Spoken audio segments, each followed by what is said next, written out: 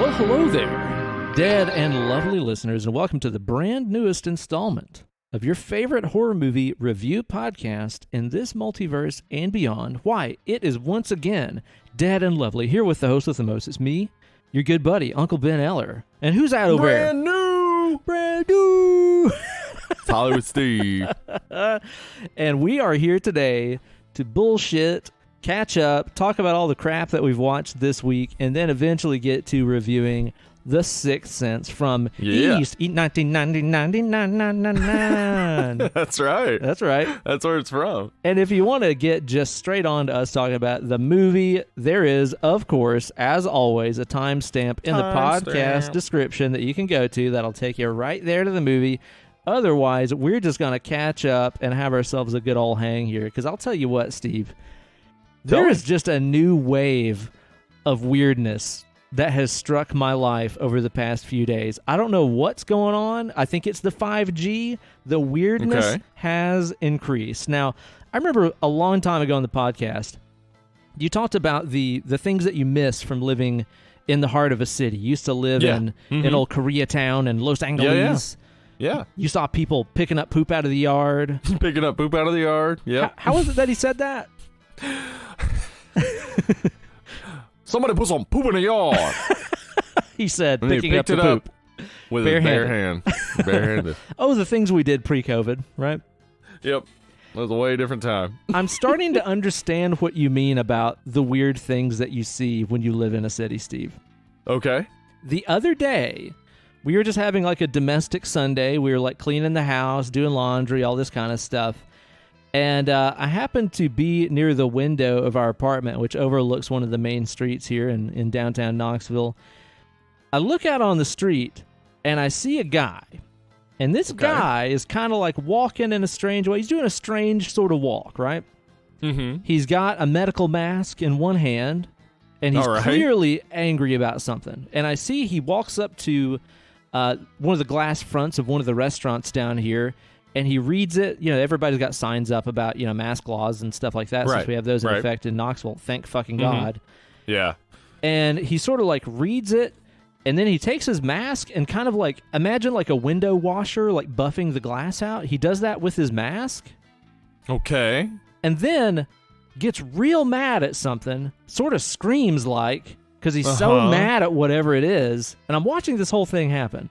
He then proceeds to like pull his jorts down far enough below his ass crack to where his, you know, upper butt is exposed.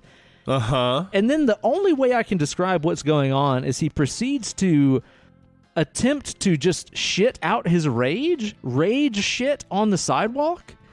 This guy is shaking with the physical stress it takes to push a shit out when you don't really need to. Okay. And he is so fucking mad, shitting on the sidewalk.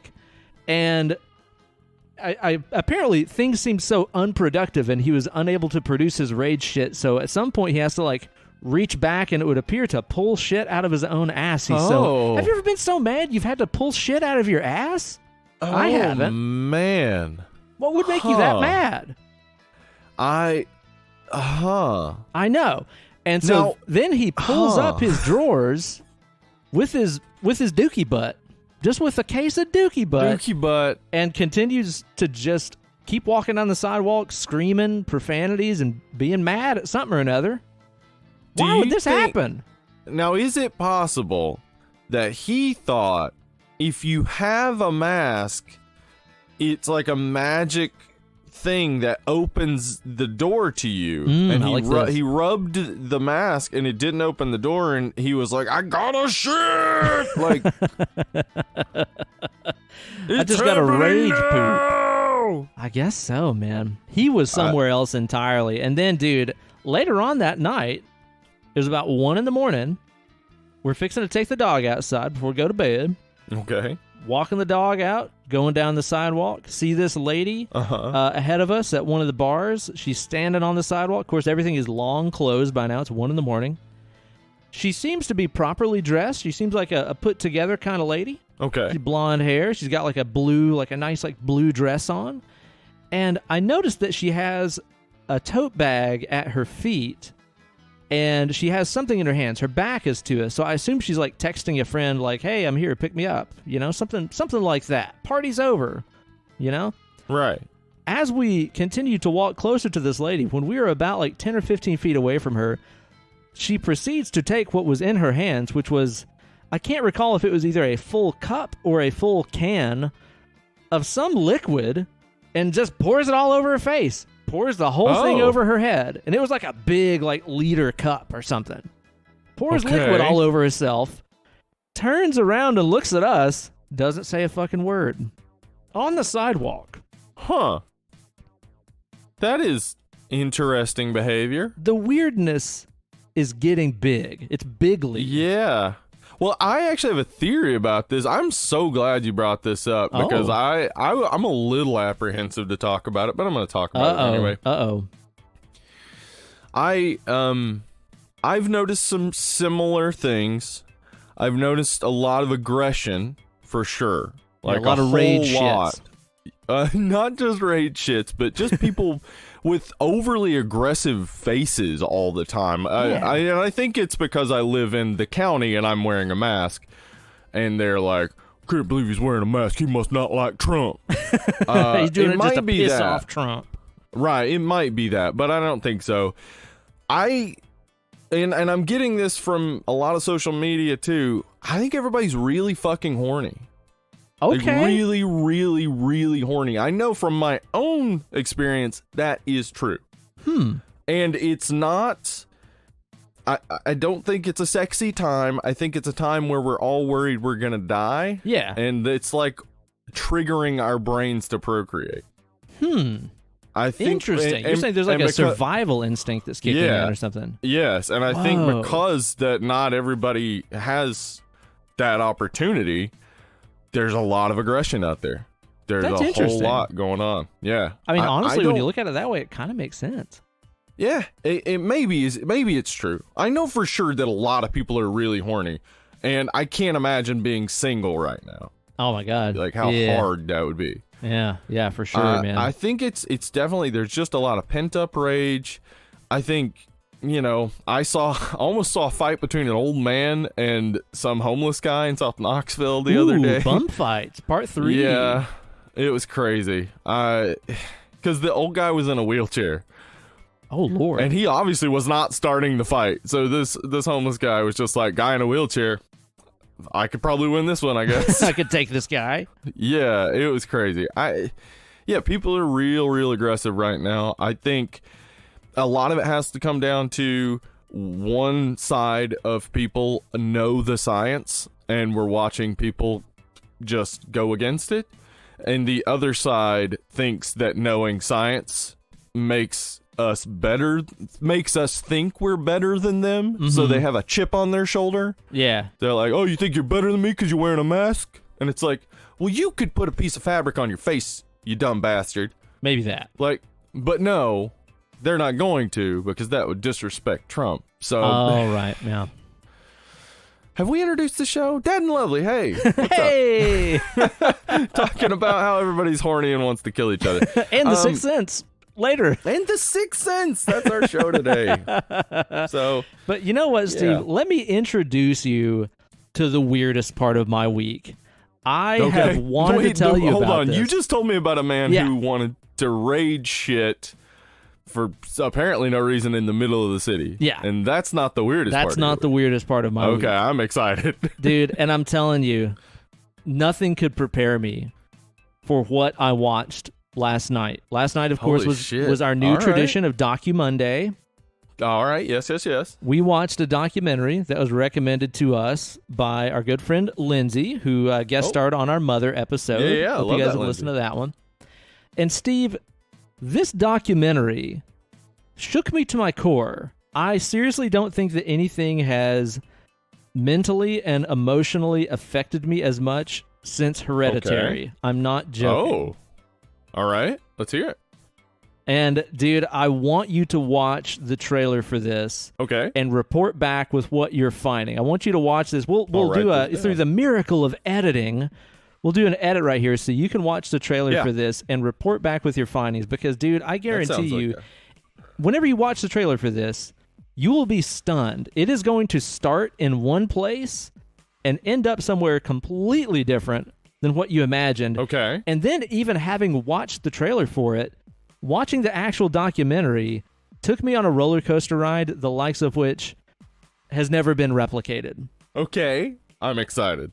I want you to go on YouTube, and I want you to watch the trailer for Tickled from 2016. It's a documentary by a New Zealand news reporter guy that you know from, what's his show? Dark Traveler? Is that the name of it? Oh, the horror, where he goes to like horror sites? Yeah, and like Pablo Escobar's city and stuff like that. I think it's called Dark Traveler, Dark Passenger, or something like that. Dark Tourist, that's it, Dark Tourist. Dark Tourist, yes. I've seen that. It's that guy, and he made this documentary called Tickled. Holy fuck, y'all. I have never had my mind blown by a documentary like this did. I am now like drinking the Kool-Aid. I've got to know everything about what the fuck is going on in this documentary. Check that trailer out. We'll do a nice little edit here, and I want you to report back with what you fucking see. Steve, watch the trailer. Here's what he has to say. Dude, what the fuck? Right? What? I'm serious. Like, everybody that's listening and not driving a car right now, watch the trailer for Tickled. It's... Oh my...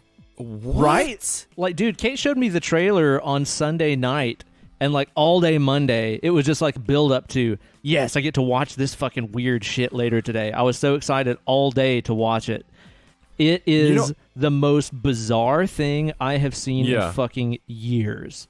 Are you not intrigued to watch this now? Yeah, you have to watch it now. Yeah, I have to see it now. That is insane. Yeah, as of right now, July 2020, it's on Hulu for free, so you can watch it on there. Okay. And dude, I'm telling you, like even based on the trailer, you have no idea where the fuck this thing is going. I could tell that it is insane. What is going on, man? I know. It's wild. Yeah, I'm assuming that those videos get scary. Dude, watch the fucking documentary. Everybody, I'm gonna watch it. Everybody watch it. And the thing about it is too, I'm not gonna spoil anything about it because you just need to watch and see how it unfolds and stuff. But it's scary. It really is very, very scary, dude. I can't wait to hear your thoughts on it. Yeah, I'm gonna watch it. Yeah, I'll probably, because Emily's off tonight. I'll probably get her to watch it with me. Dude, you want to talk about something she'll be into? Something that passes the phone test with flying colors. All right. I wish I could have like seen my face as I was watching it, because I think it was just contorted into a what the fuck face the entire time. You know? Yeah, check it out, man. Check it out. All right. I've also had some time, actually, about every night this week to watch a movie. We watched a new movie almost every night this week, and let me tell you about them, Steve. Let me tell you all about. Tell me. All right, so one of these that we watched was actually a series, but you could watch it like a movie because every episode is like 20-something minutes long, and there's like 8 episodes. So it's about the length of a kind of long movie. We watched that series on Netflix. I am not okay with this. Okay. It's got, what's her name from It? And Stanley from It. Yeah. Yeah. Two kids from It. Yeah, Beth is her name, I think, right? No, Bev is her name. Bev and Stan from It. Dude, it's really good. It's really good, man. I think that you would really enjoy it. It really feels like a perfect middle ground between Carrie and Stranger Things. Okay. Very endearing. I think that you would enjoy it a lot. That might even be a good opportunity for like a Patreon episode where we just talk about the whole series or something. Hey, sure. Patreon, what's that, Steve? Is that somewhere people can give us their money if they like the show? Just head on over there to patreon.com/deadandlovely, and you can become a patron. If you become even a $1 patron, you get free bonus episodes every single month. Booyah! We just recorded one about a Twilight Zone episode, and it's a good old time. And it'll be coming out before this episode. So yeah, you're damn right. I bet that you've never heard anybody talk about a Twilight Zone episode and also sneak in talk about the Fonzie's nose falling off due to syphilis. I bet you've never heard that. I bet you haven't. I bet you have not. But you could, even for just $1 a month. Yeah. And next week we're doing a Patreon episode. If you're a $5 patron, you get to submit a title and we randomly draw a movie every month and cover it. And so far, it's been a blast.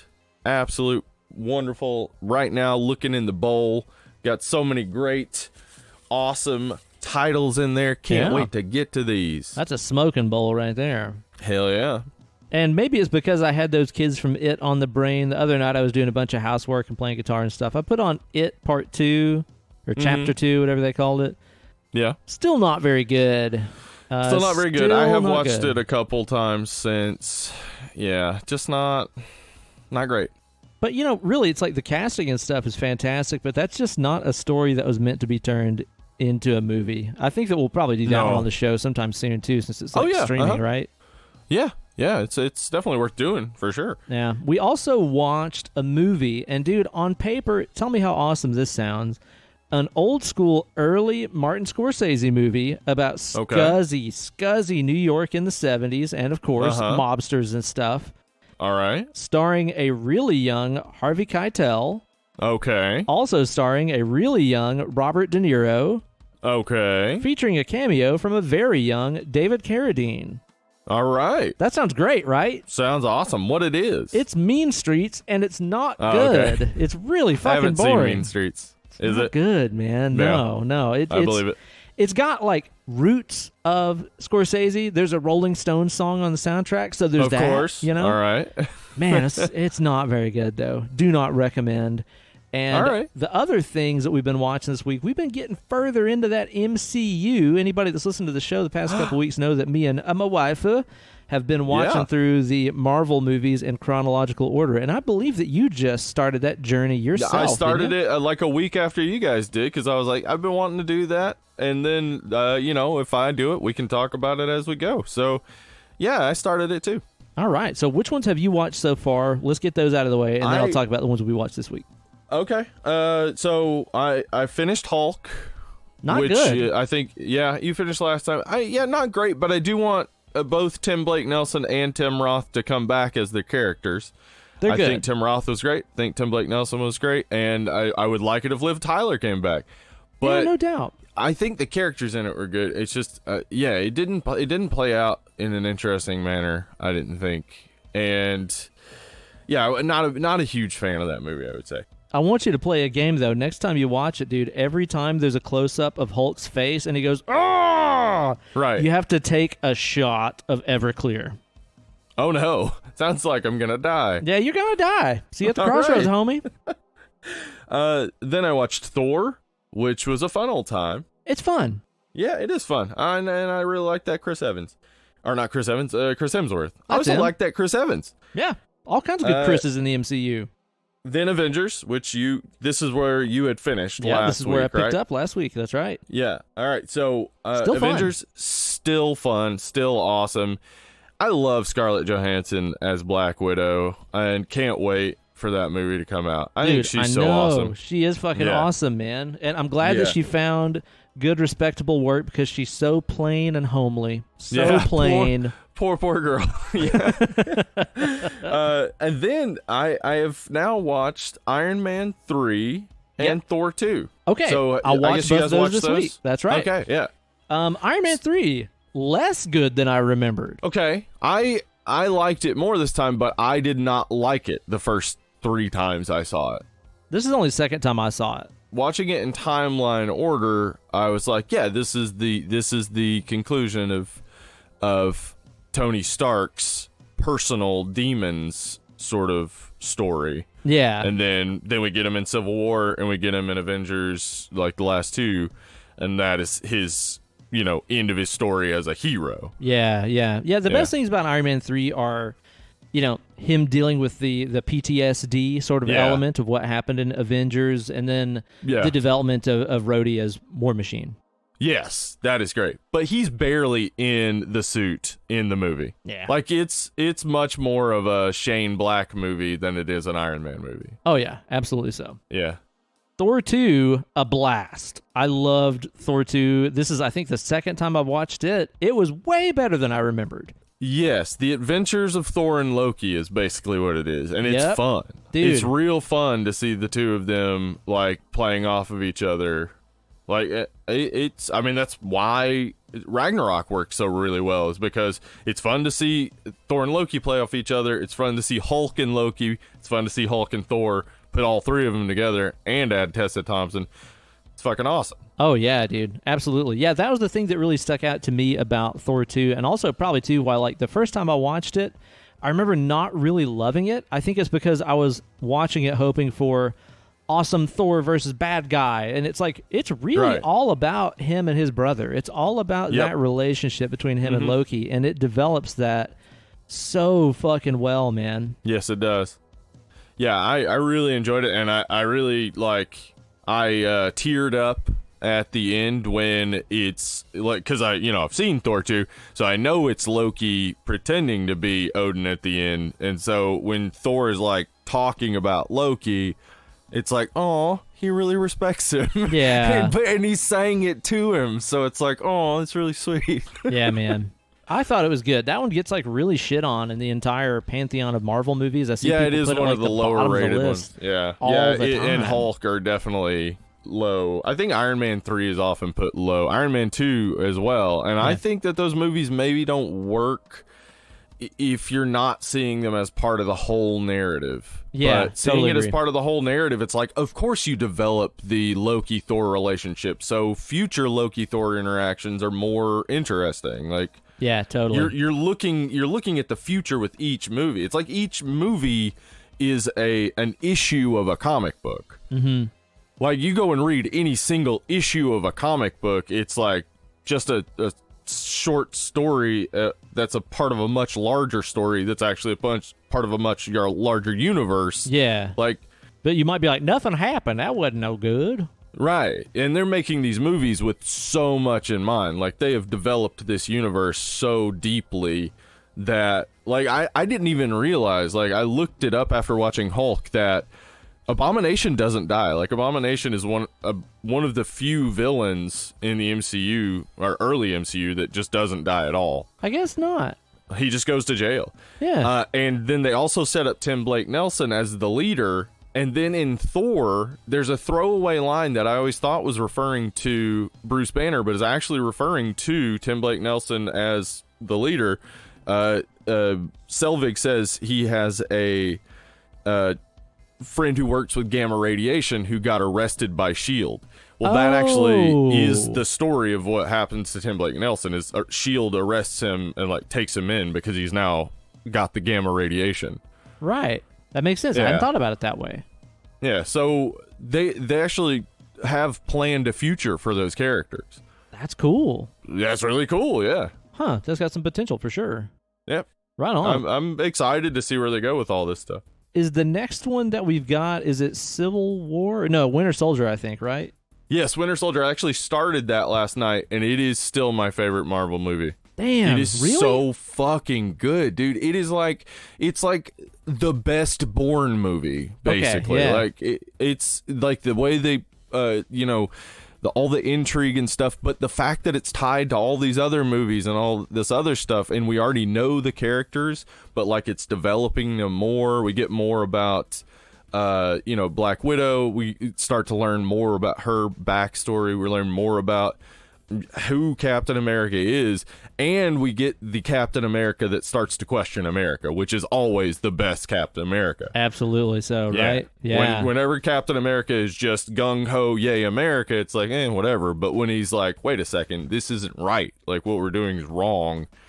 It's always the best. Yeah, we'll continue our journey through the MCU next week. But I got to tell you one more thing that I did watch this week, Steve. It's been a busy watching week, I'll tell you that. Yeah. So, you know me. I'm a normal, average, everyday guy. I like normal things. I like average things. You know? Right. Sometimes I sit down and watch a movie. I'm like, I want to watch a normal movie. I don't want to see something weird. I don't want to see something that's going to make me think too hard. I want heteronormativity, you say. Exactly. And that's why we watched Eyes Wide Shut the other night. Normal movie. Just a normal old movie. Just a tale as old as time. We got a normal Hollywood couple in it. Tom Cruise and Nicole Kidman. Yep. Mm-hmm. Normal old cult in there.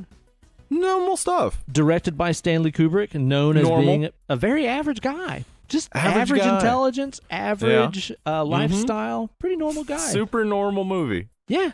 It was even more normal than I remembered, I'll tell you that.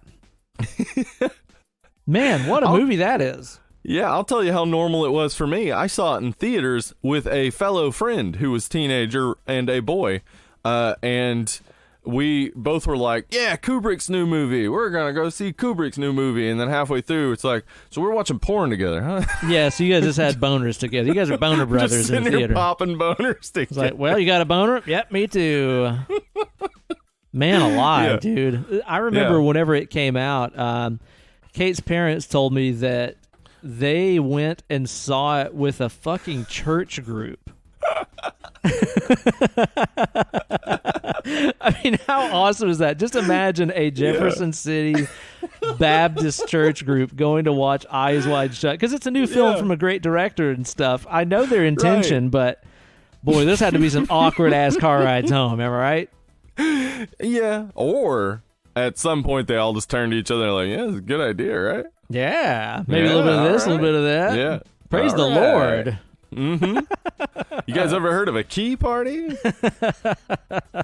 Oh my God, dude, it is an awesome movie. I liked it way more. I think this is only the second time I watched that too. I liked it way more than the first time that I saw it, which was like a million years I think ago. it's an adult movie. I think it is like you need to be grown-ass adult to really kind of understand it. And it's not like adult as in adult themes, like...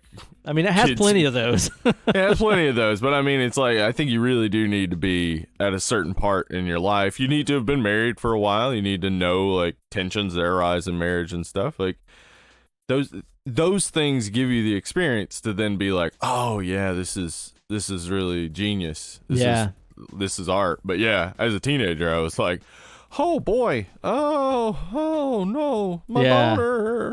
But now you watch it and you're like, yes, I remember my first my boner. crazy sex cult party. I remember the first time for me too. Yeah. You never forget your first. We've all been there. That's what I'd like to do, is like a wild card sometime on the show. I think there's a lot that we can pick apart in there, you know? You were going to say, what I'd like to do as a wild card is just throw one of those parties. Maybe that too, man. Like, that would be a wild card. After this COVID thing blows over, maybe we just give that a shot. Dude, I am telling you, it is going to be a fucking insane sexual orgy. People are going to be so goddamn horny when this is all over. I bet you're not wrong. And we're going to see a baby boom, a new baby boom. But those baby boomers are going to grow up in a hellscape, so a little bit different. It might be that. Is it a baby boom, or is it like a Tinder Triumph? I don't know. There's got to be something catchy you could spin off of that. There will definitely Tinder Triumphs in the cities where you can still get birth control and abortions, but in the rest of the country where what is it now in Tennessee? 6 weeks? A 6-week abortion ban? 6 weeks? Anyway, a lot of parts of the country, it'll just be a lot of babies. Yeah, I think so, man. You scoped out anything else good this week, Steve? Emily and I, she had not seen the last season of Unbreakable Kimmy Schmidt, so we watched that. Nice. And, so good. I had been putting off the interactive episode until she saw that, so we watched the interactive episode with Daniel Radcliffe, and it's great. I've really been funny. dying to watch it, man. Is it like really fun and really funny and stupid? Yeah, and it is like a choose your own adventure. Like my strategy with choose your own adventure was always choose the one you think is obviously wrong. Yeah, totally. Yeah, because that's not where it's supposed to go. Yeah, so then you see where it's not supposed to go, you go back and you go the right way. But then you get to read the entire story. Nice. That's a way to do it.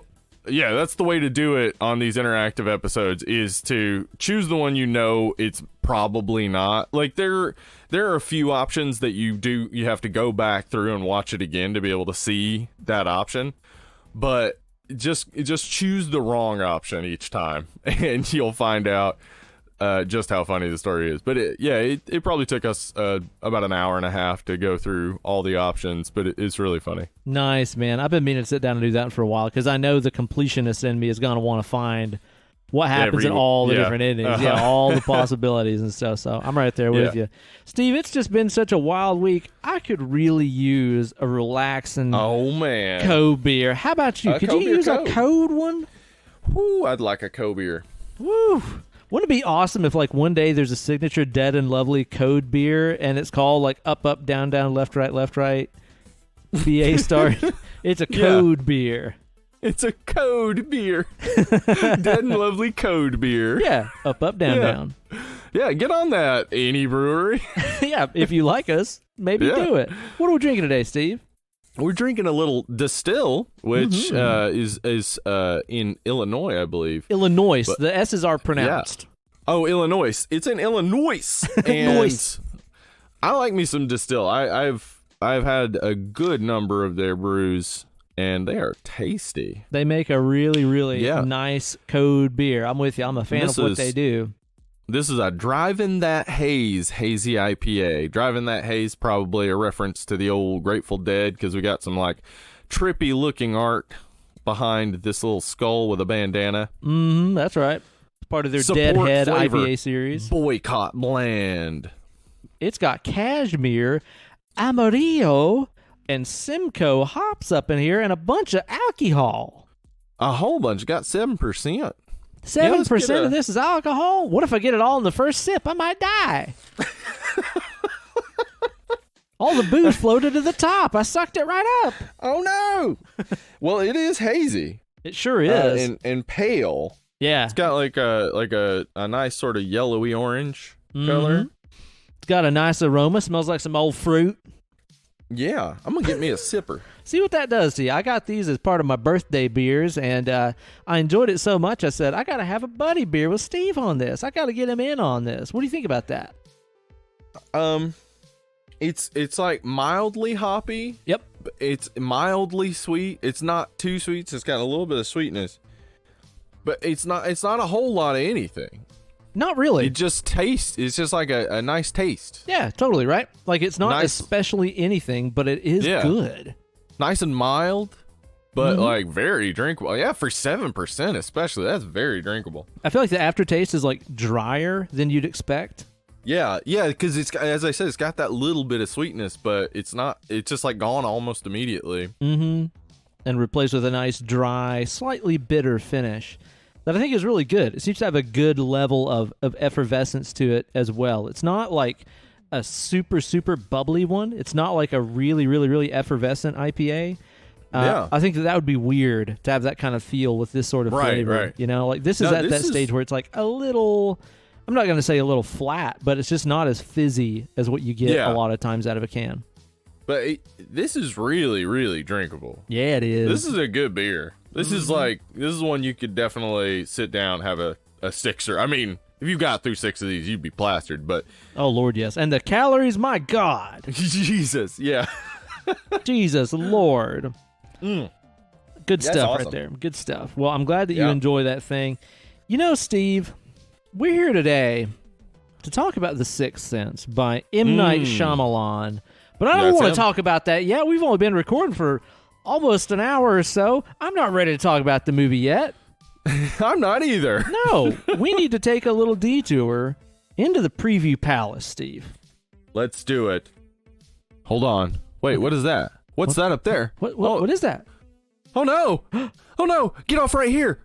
There's a monster off in the distance. Oh, look. Over there. Oh, it's the preview palace. We made it. Whew. We're now in the preview palace. This is where we were coming.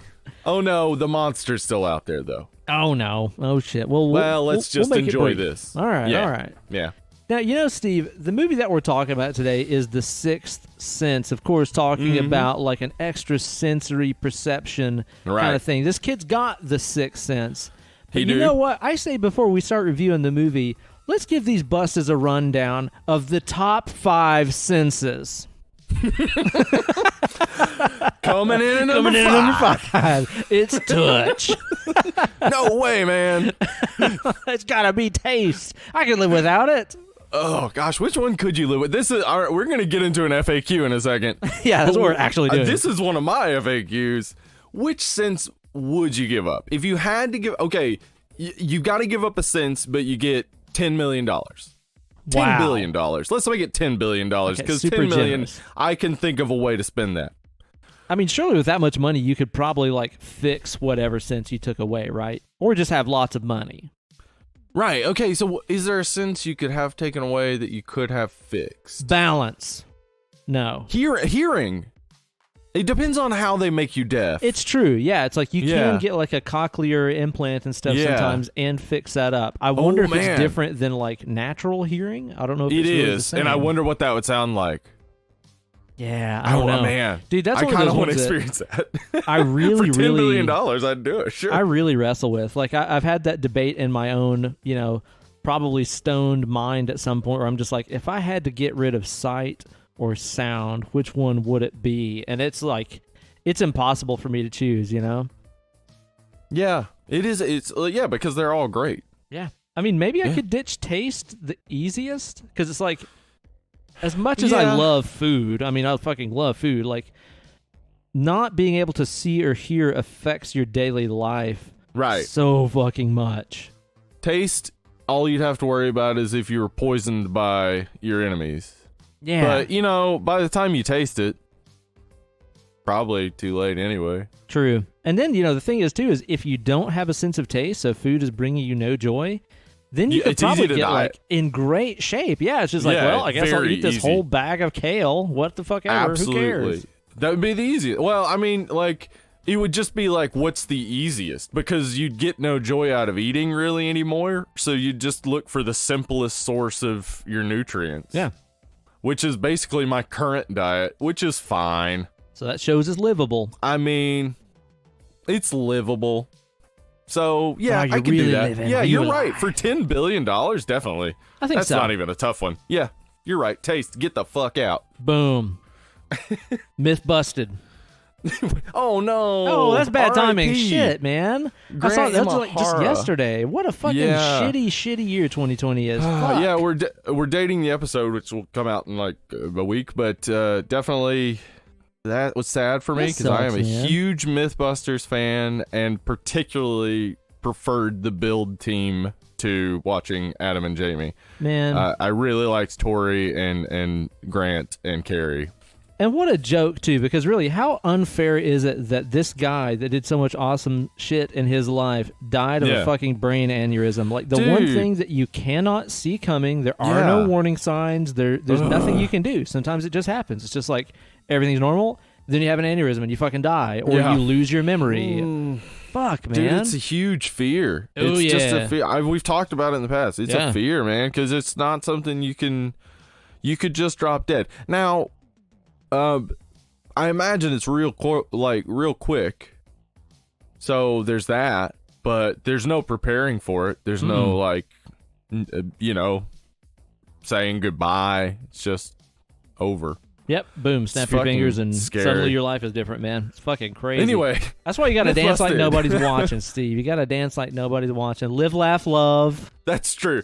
Well, Steve, we decided for today's episode that we would do a good old FAQ with the dead and lovely listeners out there. Do a little FAQ action right here.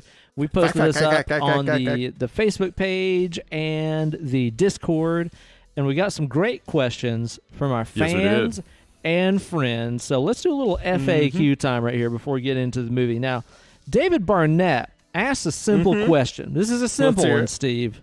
I'm sure this is going to be good. Weed versus alcohol. Oh, that is a great one. Honestly, that is one I have considered a lot lately. You ever heard of the great debate? It's that. Yeah. I've considered a lot of things lately because, again, as I said, my brain's turning to mush and I'm not interacting with people. So I just sit and consider things. And this one I have considered a lot because with alcohol, like, there's a certain level where it's fun. Yeah. There's a level where it's still fun for you, but not fun for anyone else. Definitely. And then it's less fun the next day. And then there's the level where it's just like, well, I've had a couple drinks and it does, whatever. Just the drinks were tasty, whatever.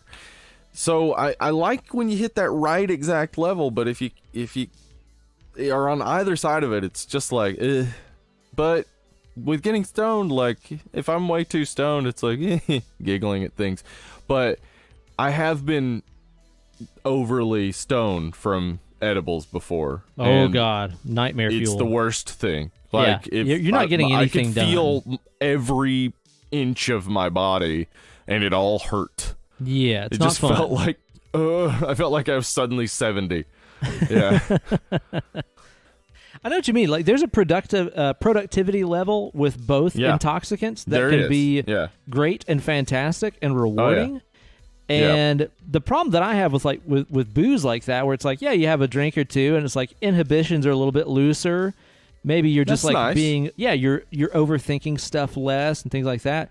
Problem I have is just like after I reach that level, buzzed Ben is like more, More, yeah. Well, you're making less anxious decisions.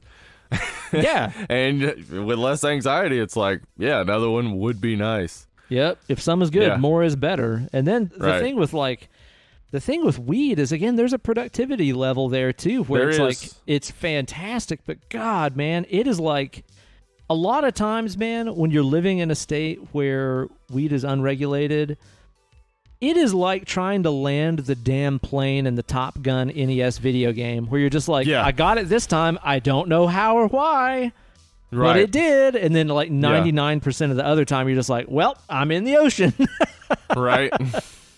It'd be unpredictable. Yeah, it is, because you can't pick and choose your strain here. In LA, I was able to, like, my delivery service had a menu that you could choose from. Yeah. And they would consistently have the same strains, and you could get to know each strain and be like, oh, I can use this strain for this, and it actually works that way. Like, some strains are better if, say, your stomach hurts. Mm-hmm. So you get to know those things, and you get to know when and how to use them. And it's a wonderful and marvelous thing. And then every time you buy it, tax money goes to the state economy. Wow. It's crazy. What?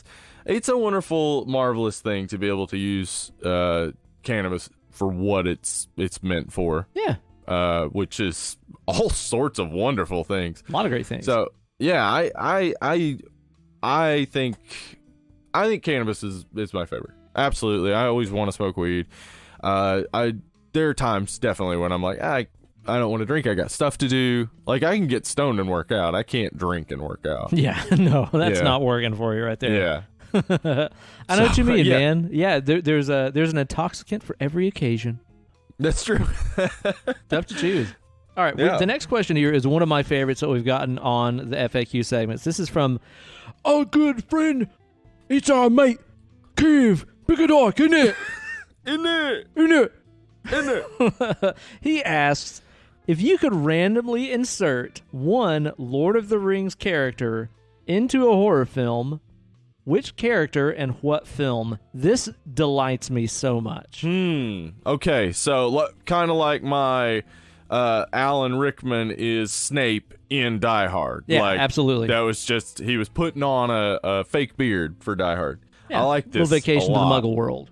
The first thing that I started thinking about when I was thinking about like what characters would fit in great in a horror movie, I immediately started thinking of some of my favorites. I love slashers. I love 80s camp slashers and stuff. And I was just thinking, now I know that Kev requested one character, but let's be honest, Merry and Pippin are one character. That is true. Yeah. Could you imagine how much fun it would be to have those two and their rascally hijinks in a camp slasher like The Burning?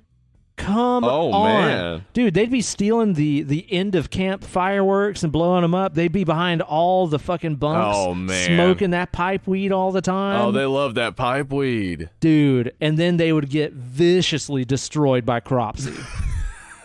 Yes, they would. Tell me that wouldn't fit in perfect. It'd be great, dude. Yeah. They get stoned, they get the munchies and stuff. It's great. They'd basically be the shit sisters in Sleepaway Camp 2. Holy shit. Yeah. If they were in Sleepaway Camp 2, they'd be the shit brothers, really. Yep. The shit sisters. I forgot about them, dude.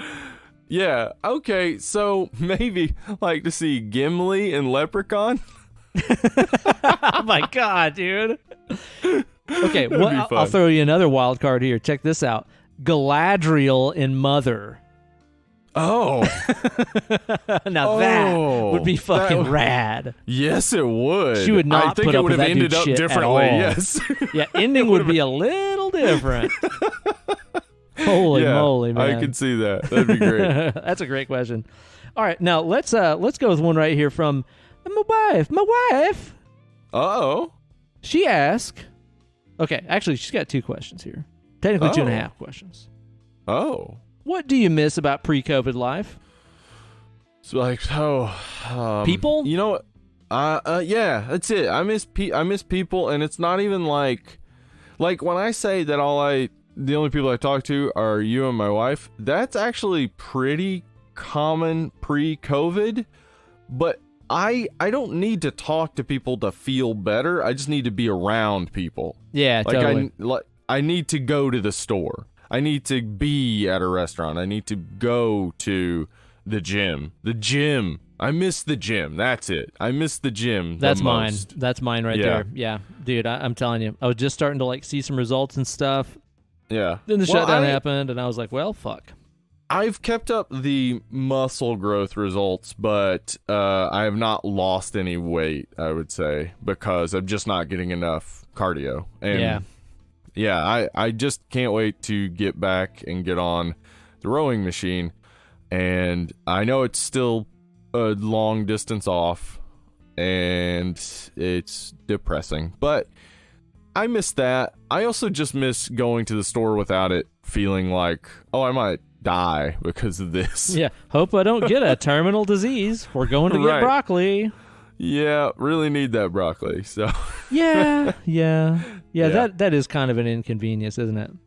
Yeah, but yeah, those are the things. I also feel like whenever, because I know a lot of people, I think even you said this, are like, after COVID, I'm probably not gonna shake hands or whatever anymore. It's like, after COVID, I want to be all over everyone. I don't understand. Give me hugs. Yeah, what the hell? If we don't have to worry about a disease, let's fucking just get in my clothes with me. Wall around some. Just waller on me. Yeah.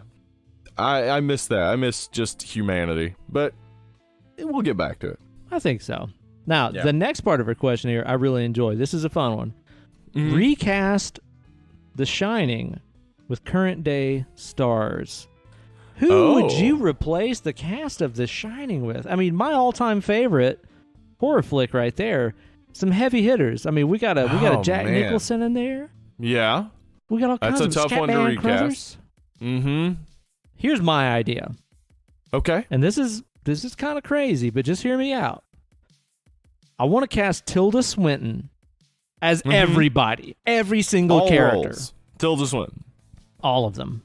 Okay. What do you think? So, all right. So, Tilda Swinton's just running around. Got a what do you call it? Axe. Yep. She's gonna try to axe up her family. Yep. She gets the old door. Comes through, sort of. Here's Johnny. On the other side, Tilda Swinton. Yep. That's right. Okay. Bartender serving him drinks. Tilda Swinton. Serving Tilda Swinton drinks. Tilda Swinton is running around with a knife in her hand, scared and screaming. She sees Tilda Swinton in a bear suit giving a blowjob to Tilda Swinton. Precisely. Yeah, this sounds works. great. Yeah, it absolutely works. I think it works. Yeah. If anything, it would just make it all the more insane, because it's just like, this is actually just one person in the hotel losing their fucking minds. Yeah. That actually, you know what? If it were revealed at the end that everybody was Tilda Swinton, like, if you just had the same movie, but then it slowly reveals everybody's Tilda Swinton. Like, you just see it like, at the very end, that picture at the end. Exactly. Yeah, I was going to say, when it zooms in on the 4th of July ball photo or whatever, everybody's Tilda Swinton. The whole movie's the same, except for that. Wow. Ultra confusing. Yeah. I like it. So, for me, I thought about this a little bit. Like, I thought immediately of Toni Collette as... Oh, man. As Shelley Duvall's character, Wendy. Jack is a little tougher. That's a hard one. Yeah, that's a really, really tough one. You need somebody like, I think maybe, what's his name? Played Nelson Old shit in fuck. Boardwalk. Yeah, in Boardwalk Empire, played Nelson. He's Francis Bubble Trousers. He played Zod in the new Superman. I don't know. I don't know who that is. God damn it. We gotta get fuzz beat on that one. We gotta get fuzz beat on it. Michael Shannon. That's his. Michael. Oh shit! Michael Shannon would be awesome as Jack Torrance. I didn't even think about Michael him. Shannon, Toni Collette, some kid. I really don't keep up with kid actors. And then Lakeith Stanfield in Replace the Scatman Crothers. Dude. You know, I'll throw out a couple others for the Jack Nicholson replace. Let's hear it. Hear me out. This might seem like a little bit of a weird recast for Jack Torrance, but do you not see Bill Hader maybe pulling that off? Yes. After, have you seen Barry?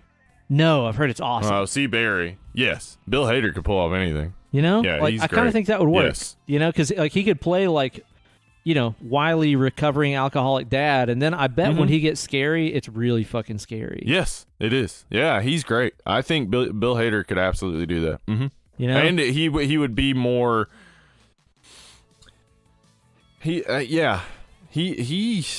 he can do scary, serious really well, and like he hasn't. I don't know that he's done that though completely serious. Yeah. Yet. Yeah.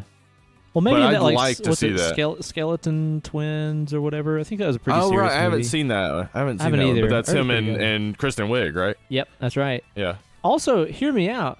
Again, kind of on a similar note, Lauren Lapkus as Wendy Torrance might work. Yeah, Lauren Lapkus, I think herself would say she might not be able to play that role because it's too serious. Because I don't know that she's done much serious stuff, but I think she could do it. Right. And do it really well. Yeah.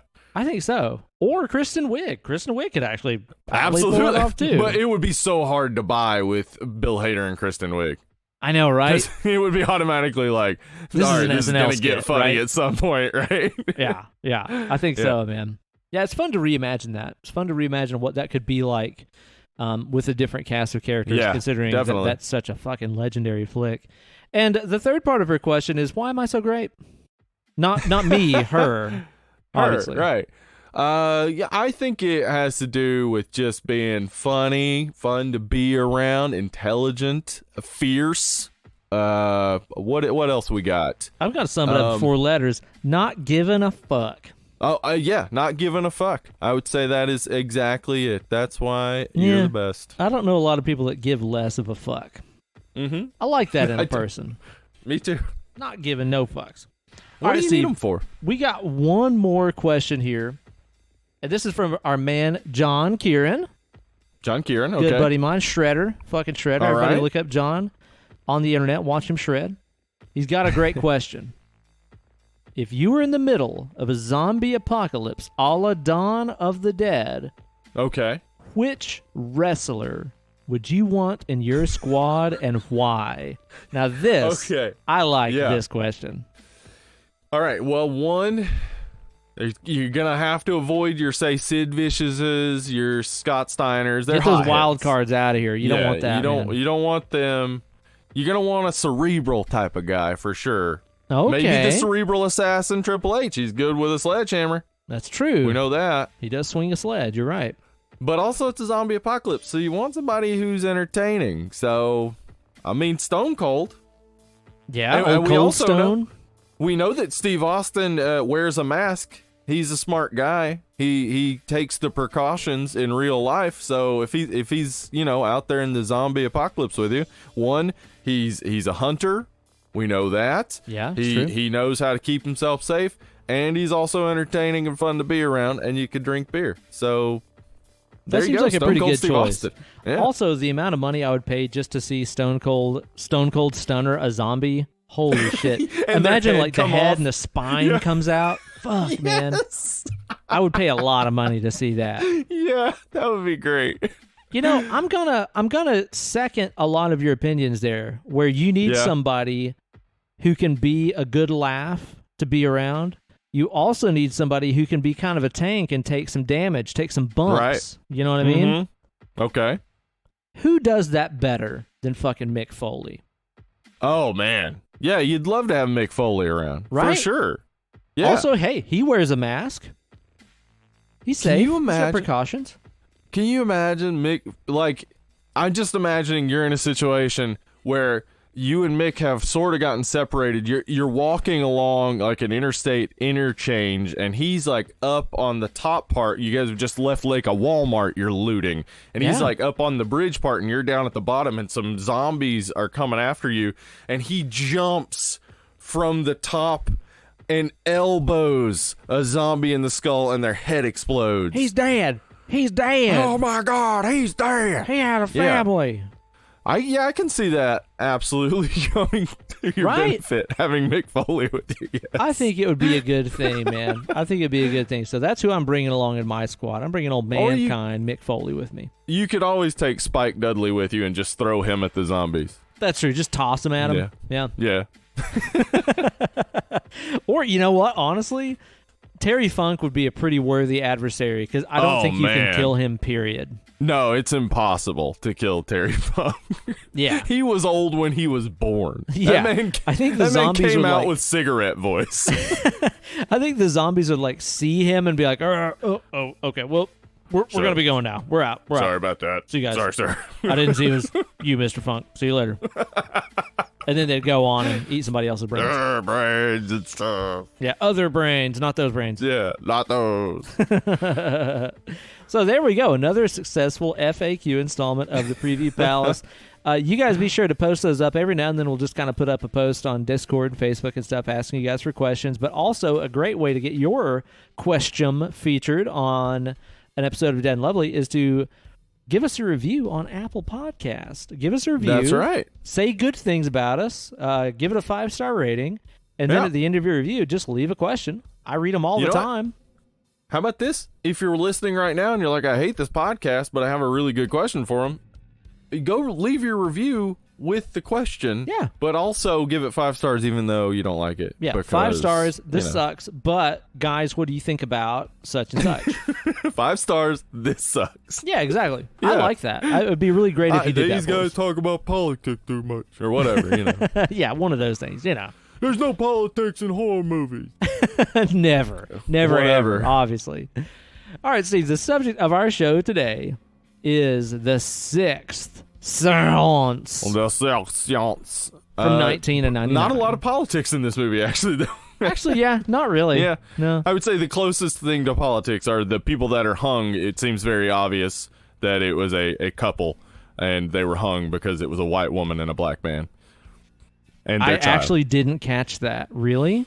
Yeah, I think that's what it is. Yeah, there's no backstory given, but it's a black child, a black man, and a white woman are hanging.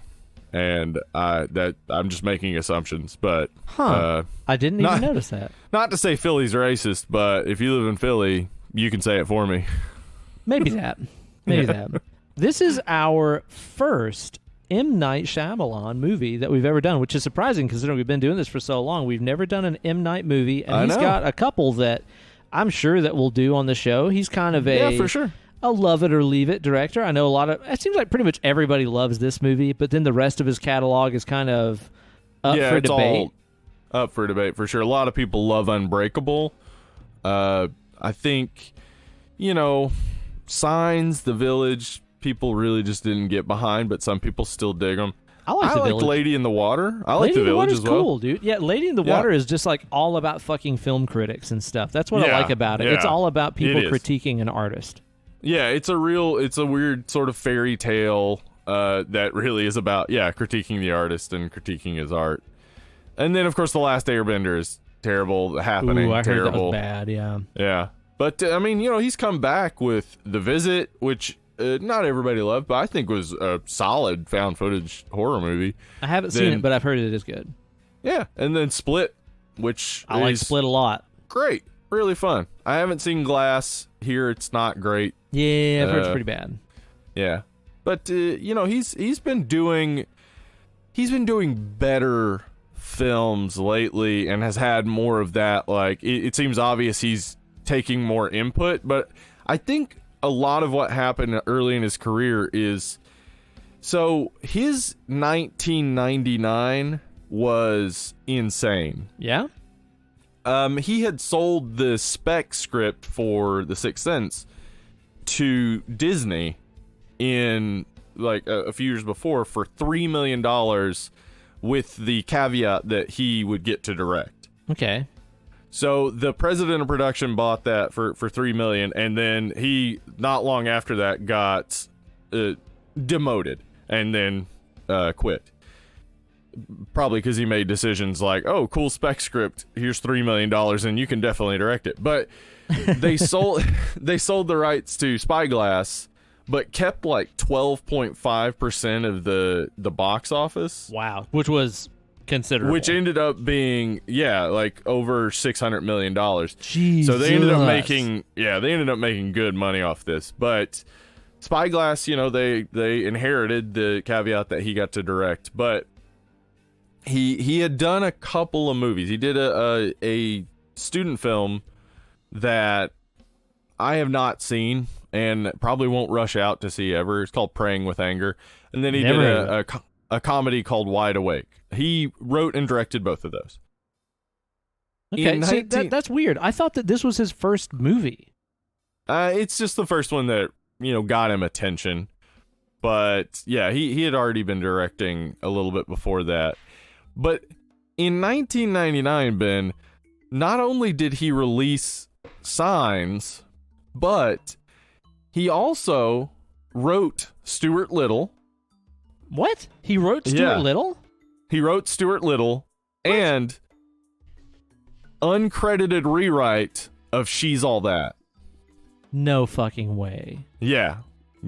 And he didn't get credit for it, but apparently a lot of his writing ended up in it. But you know what? Now I see it. The twist is she was pretty all along. Yep. What? Oh no. Yeah, so his 1999 was big. All three of those movies did really well. Yeah. And so he kind of got to do what he wanted for a little bit, where it was just like nobody was questioning him. And then, everything, Unbreakable made money, The Village made money, Signs made money. They all made so much money that it was like, well, we're not going to question him. And then The Happening comes along and it made money, but it was just like finally like everybody was like, okay, this is bad. This is real bad. And then The Last Airbender, everybody was kind of psyched for because Avatar was huge. The cartoon is huge, still huge. And it seems like a slam dunk to just let somebody who knows the material write it and then you direct it. Nope. He wrote it, totally destroyed this thing that people loved and they hated him for it. And it kind of he still is getting to do movies constantly, but it kind of hurt his name a lot. Yeah. So, man. He's such a consistent worker. We'll still be talking about him because there are definitely a couple, like The Visit is a horror movie. I think The Village is a horror movie, right? I think so, yeah. Yeah, it's a horror movie, even though there's not really any actual horror, but we're supposed to be experiencing it from a blind girl's perspective. So for her, the horror is real. But really, this movie put him on the map. And I remember whenever this came out in 99, I didn't see it in theaters or anything, but it was one of those deals where you couldn't go anywhere and not hear people talking about this. Yeah, and the whole buzz was about the twist. Yeah, and of course, this was like pre the idea of spoilers. Yeah, really. Yeah. This is before a lot of people were even on the internet. You'll never guess that Bruce Willis is dead the whole time. And you're like, fuck, man. Well, no, I now wouldn't have guessed that. I didn't even know what the story was. So, yeah. But now I'll be watching it the whole time like, oh, he's dead. Yep. That's what happened to me. Like, David Letterman fucking spoiled this for me. I can't remember who was on the show, but I was watching David Letterman one night. Maybe it was Bruce Willis or somebody. And he just kind of dropped the bomb of what the spoiler at the end is. And I was like, well, great. Now I know that. So whenever I watched the movie the first time, probably a couple of years later, it was probably 2002 or something when I watched this, I went into it knowing all along that he was dead, but I was still enchanted. I was still this is a really cool movie that's leading me along, It doesn't affect it at all. Knowing the twist doesn't affect it. So I'm glad it made its money because people were like, the twist, but this is a good movie without any sort of twist. I think so. it's one of those ones that, I remember watching it with that in mind, and, watching the movie for the first time and being like, maybe I'm confusing this with some other flick. Right. Like maybe my memory's wrong and he's not dead. You kind of lose the fact that he's dead because it's like they don't reveal until 45 minutes in that the kid sees dead people. So why would you even think that this kid is talking to a dead person? Yeah, that was the shocker for me watching it this time. Like, I don't think I've seen this movie, God, what is it, 2020 now? I've probably not seen this movie in fucking 15 or 16 years. Oh, okay. And it's been a while. I mean, it's been a while for me too, but it more recent. But yeah, it's been a while, sure. And I totally forgot that it was that late into the movie. Me you too. gotta think it's not really that long of a flick. What is it, like an hour 40? Hour and a half or hour 40, yeah. Yeah. It's not super long, and that happens 45 minutes in, and I was like, oh shit, like, we didn't know this up until now? Yeah, like, I actually had thought it came way later. I thought that, like, the twists had came back to back, sort of, where it's like, he's like, I see dead people, and then Bruce Willis goes home, and he's like, wait a second, am I dead? Like, I thought that's what happened. But no, like, they're so far separated, and Bruce Willis doesn't even begin to think anything of the sort. Like, he's not even on that wavelength of, oh, I might be dead. He's still just child psychiatrist who's like, oh, okay, that's interesting. He thinks he sees dead people. Like, yeah, like, so the way it plays out, yeah, you wouldn't guess. Like, they were right when they said out loud, you'd never guess that. I wouldn't have. I really wouldn't have guessed that. But I did not get to have that experience. And it reminds me, Ben, that movies like this created those assholes that did stuff like buy the Harry Potter book and then scream Dumbledore's dead at people who are in line for the Harry Potter book. Yeah, just create fucking assholes. And somebody listening right now is about to get their feelings hurt. Fuck you. Yeah, those people are dude. assholes. Yeah. There's no reason for that. You've done nothing funny. It's not funny. Ha ha ha ha ha ha ha ha ha ha. Yeah, I can't what's imagine the fucking joke being so uncreative and unproductive and contributing so little to the human experience that all that I can come up with is maybe I spoil other people's fun. Yeah. How fucking lame can you get? I don't know. I like to believe it was teenagers, because teenagers are psychopaths, but it was probably grown-ass adults. Yeah, probably fucking grown-ups. Yeah, probably so. Yeah, this is one of those ones that, I mean, I definitely had spoiled to me first from David Letterman and stuff, but like I said, you couldn't go anywhere without hearing people talk about this and intentionally spoiling it and ruining your fun and shit. It created the idea, like, that you shouldn't spoil stuff for people. Like, up to that point, really, I mean, again, this is like, we talked about this on our X-Files episode of the Patreon episode, so go become a patron. I'm a patron. Yeah. You want to hear this? But, like, in the 90s, like, it was the beginning of the development of, like, online fandom, and, like, everything up to that point, it had been, like, there were some movies with surprises and stuff, but most things, it was like either you went and saw it opening night or opening weekend, or you probably weren't gonna see it, really. like there was really just this, like, everybody is seeing everything at the same time. We all watch the same TV shows at the same time, and by 1999, people are already, you've got VHSs. You can easily rent stuff. Like, people are more flexible in the way they are consuming media, and then this comes along and it's just this real big, like, hinging seemingly on a twist, probably for most of the audience that's what they're out there for.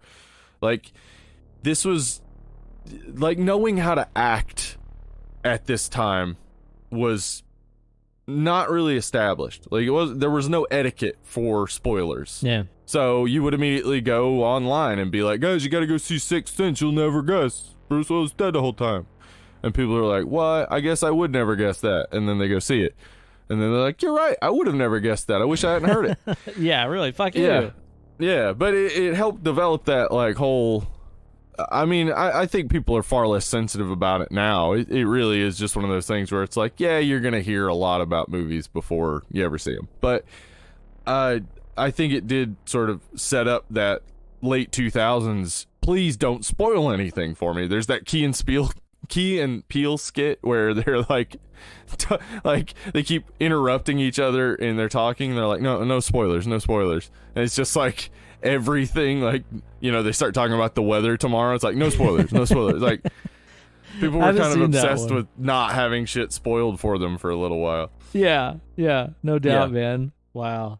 Yeah, it was really something, man. This is just one of those like cultural phenomenons, like kind of up there with like Scream and stuff like that, where you couldn't get away from it. M. Night Shyamalan was like on every fucking talk show and on the cover of every magazine and stuff, because this flick made such an impact in '99. And really, it's like, I think because this is one of those movies that was such a right place, right time thing, where I think that horror fans at this point were starved for something that was an original story that wasn't a CG laden or like Scream ripoff piece of shit, you know? Yeah, like just the year before, you get Blair Witch Project, which is completely new to people at the time, and it made tons of money. And it sets up this idea that the next year, you can produce something that's not another Scream ripoff, and people are gonna go see it. They're tired of Scream ripoffs. They want to see something original. Yeah, totally. And this worked so well. But then also too, it's like it's one of those rare, you know, flicks that is admired in the horror community, where also your parents could watch this. Like, this feels really like a Hitchcock. Yeah. Or Twilight Zone kind of feel. Like, it's not honestly horror, you know? Yeah, honestly, your parents should watch this. This is a movie that I think a lot of parents would really identify with. That this is the root of the Babadook in a lot of ways. Like, totally. The idea of the mother who cannot communicate with her son and can't get him to communicate what he's feeling and stuff, and how, you know, they slowly develop this trust that finally, you know, comes to a head. That is our actual ending to this movie, where he finally is able to tell her that he sees dead people, and, you know, he sees, in fact, her mother and has messages from her mother.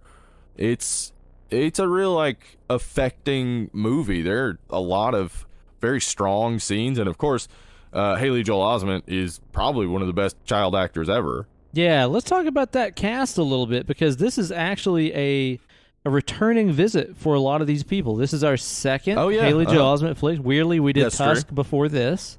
This is our... True. Is it second or third Toni Collette movie? Toni Collette movie. We did Hereditary and Krampus. Krampus, that's right. That's the other one she was in. That's right, man. Yeah. And our second Bruce Willis movie, because we did Die Hard as well. Die Hard, yeah. Uh-huh. Yeah. It won't be our last Bruce Willis movie either, because Death Becomes Her is a definite future movie. That's happening. I know Kate wants it, and I want it for sure. Oh, yeah. Yeah. Also, they snuck in Olivia Williams, who, you know, you may not know immediately from name, but she is the love interest in Rushmore, which is where I first got my crush on her. Oh, it's a great movie. Yeah, she's a cute lady, and she also played Moira McTaggart in X-Men The Last Stand, the third one. Forgot about that. That was terrible. Man, I've been meaning to watch that X-Men Dark Penis movie. Oh, I haven't seen it yet. I've heard it's real bad. I bet. Because Days of Future Past was good, and then Apocalypse movie was terrible. Not good. Yeah. Yeah, anyway. But yeah, Olivia Williams is good. Then we got us a Donnie Wahlberg. Wahlberg. I just... Okay. I am not in any way trying to diminish Donnie Wahlberg. In fact, I'm trying to say, get your head up, King. You're one of those Donnie Wahlberg apologists, aren't you? Well, what happened is I was looking at his Wikipedia, and there's a header that says New Kids on the Block. And I'm going to read you every single thing it says under there, Ben. Are you ready for this? I'm ready. Okay, hit me. As a recording artist, Wahlberg is known as an original member of the boy band New Kids on the Block. Sure. That's it. That's all it says. Oh. That would be like if you went to Justin Timberlake's and it said, "Oh yeah, he was in NSYNC." Is that what he was in? Yeah, that's right. It just said Justin Timberlake was a founding member of NSYNC. And that's about it. You mean the New Kids? Oh, he was a founding member of New Kids on the Block, the biggest boy band in the early 90s. Like, the gigantic boy band that had a Saturday morning cartoon. I think, Ben... Selling him short. I don't think they're selling him short because it is a detailed Wikipedia page. I think he has somebody keeping it up and keeping that to one sentence. And if that is the case, and Mr. Wahlberg, I know you're listening. He loves us. He emails me all the time. Clearly, he's like, yeah, he's a huge you fan. need to be, you guys should be on Wahlburgers. That's what he says. Yeah. I'm telling you, you need to stop being ashamed of being in one of the biggest boy bands ever. Own it. Own it up. As a teenager. Yeah, really. You're on top of the world, Donnie. Dude, one time I got so drunk as a teenager, I walked to the edge of my hallway in my room in the basement, and I just pissed on the floor, and then I noticed it, and then I tried to clean it up with my underwear. Put that in my Wikipedia page. Yeah. Donnie Wahlberg, why would you be ashamed? Why? Own your past, dude. Own it up. It's amazing. You were part of it. Anyway, that just blew my mind when I saw that. Because, like, yeah, he does a really good job in this, and he, like, lost a lot of weight to look really sickly and stuff. And, like, I get that you're an actor now, but, like, you have a past that isn't a shameful past. Yeah. I don't understand. Like, wow. Your brother beat up a one-eyed Vietnamese guy. Like, it's true. Mark Wahlberg. Yeah, that did happen. He beat up a one-eyed Vietnamese guy. Not his proudest moment. Not his proudest moment, really. No, it's not. But yeah, this is one of Donnie Wahlberg's first acting roles. He had been in a movie called Bullet a few years earlier with Tupac and Mickey Rourke. Oh, which is, yeah, I heard about that. Has a surprising cast and actually is better than you might think it would be. But he's also been in some more horror movies, so we'll definitely be talking about him in the future because he was in Saw 2 through 5. Holy shit, really? Yeah. Yeah, he plays one of the detectives. Oh, wow. Yeah. Yeah, so he's had a good acting career. I just, man, it depresses me to think that somebody would be ashamed of just being in a popular boy band. I understand it's, like, not the coolest thing in the world, but nothing a teenager does is cool. No, no. Yeah, I mean, who you trying to impress? Who are you trying to impress? I don't know, man. But we should definitely talk about Toni Collette here because this is something we've already talked about her twice. This is something I did not recognize until this time looking through her body of work. Toni Collette is a legit EGOT candidate. EGOT? What is that? The EGOT is when you have an Emmy, a Grammy, an Oscar, and a Tony. Right. She is a legit EGOT candidate. She already has the Emmy. She has a Primetime Emmy for United States of Terror. Yeah, fantastic. Yeah, her name is Toni. Her name is Toni. That is true. So she's already got that. No, so she is a singer in her own band, Toni Collette and the Finish. So wait, there's what? a band? Grammy. Yeah. So there's a Grammy possibility. She has also sung cover songs on soundtracks, another Grammy possibility.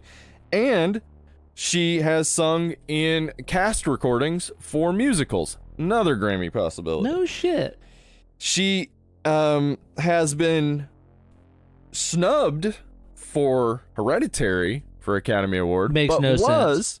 Nominated for Best Supporting Actress for this. That's what I don't get. I mean, like, yeah, she's great in this, but it's like, dude, Hereditary, her in Hereditary, yeah. Holy shit, that was the best Not thing I even saw all getting year. nominated. That is just... That's a joke. That is such a blatant snub to the entire genre of horror. And, Ben, she has been nominated for a Tony for Best Leading Actress in a musical. So she's only in her 40s. So I think Toni Collette will eventually EGOT. She's a fucking badass. She's incredible. She's an absolute badass. Yeah, she's great. And she's really good in this. And, you know, I really like her character as far as, like, she's a mom raising this kid on her own. She's working 2 jobs and stuff. She's trying her best. And, you know, it is kind of similar to the Babadook in a lot of ways in terms of her relationship with her son, only it never goes as far as the Babadook. I mean, obviously, also, the mom is the main character in the Babadook, too. Yeah. I think there's something, I tried to pick that difference apart myself, too, and I think what we got there is that the difference in the Babadook is that the husband/father died, and it may be wrong, but it is possible to blame the baby. So you can see where her, like, anger and resentment has built up. Yeah. In this case, the husband has left them, and that, of course, makes Toni Collette cling closer to her son, makes her son cling closer to him. So they are close. There's no resentment between the two of them. And so he's got these behavioral problems like the kid in the Babadook, but luckily Toni Collette she's all together. Like, she is a really good mom throughout this. She's working a lot because she has to, but beyond that, she is there for him. She's always trying to communicate with him, always trying to understand him. Yeah, totally, man. She does a really fantastic job in this, as does Haley Joel Osment, who is, dude, like, the whole time that I was watching this, I was like, he's just like a little man. Like, he doesn't seem like a kid in this. He seems like a small adult man. Yeah. So apparently, Haley Joel Osment's father did not speak to his children in baby talk ever. He would only talk to them like you talk to an adult. And so they developed these communication skills pretty early of you have to say what you're thinking. Like, you have to make clear what you're trying to say. I don't know how you'd have to be very disciplined to do that. Yeah. Because I see a baby and I go to baby talk immediately. I'm like, I want to eat your little toes. No, that's cannibal talk, Steve. That's pretty different. Oh, really? And then I want to eat that fat leg. Yeah, eating a baby is it's pretty scary. That's not really what you want to do. No, you're not supposed to eat a baby. No. They look so tasty, though. I've heard they're pretty high in saturated fats and stuff. I know it's a good idea. You don't want to eat a baby, but you're cool with smashing one up and then spreading it on your broomstick to fly at night? You goddamn right I am. Also, hey, eating babies, great keto option. That's true. Pretty low carb food, babies. Think about that. Consider that. I'll have the baby, no bun. Lettuce wrap, please. Lettuce wrap, no bun baby. on that baby. Yeah. I'm watching my figure. Yeah. How do we start talking about eating babies? What happened? Where am I? I don't know. Haley Joel Osment, though, he had already done Forrest Gump 5 years before this. Think about that. Wow. Forrest Gump. I mean, he was a small role in that and didn't say much, but he had already been in a gigantic movie. He also did AI the year after this. Oh, wow. Or 2 years, maybe. And he also is the voice of Sora on Kingdom Hearts. So some people are happy about that. Wow. Kingdom Hearts is... have you played Kingdom Hearts? I know no, but I'm aware of it, but I never played it. Kingdom Hearts is fun. I mean, it's a lot of... it's got a lot of the Final Fantasy elements, so tons of cutscenes, but just the Disney character element is fun. Oh, I bet. Yeah. Yeah, he's awesome in this, man. It's not one of those things where you're like, he's good for a kid. No, he's really good, man. Yeah, and he's really good. I think a wide range in this too, whereas like even like let's say for example the kid in the Babadook is very just kind of like I'm fucking annoying as shit the whole movie. In this movie, it's like you get moments with Haley where he is very dark and introspective as he's seeing these fucked up things in front of his eyes, but he also has moments where it's just like at the end of the day he's still a kid and he puts on like that little magic show and stuff like this. Yeah. Very believable, because as a kid, you can snap between realms of emotion that way, where something can be hyper dark and hyper sad, and then you're just a fucking silly 9-year-old kid a minute later.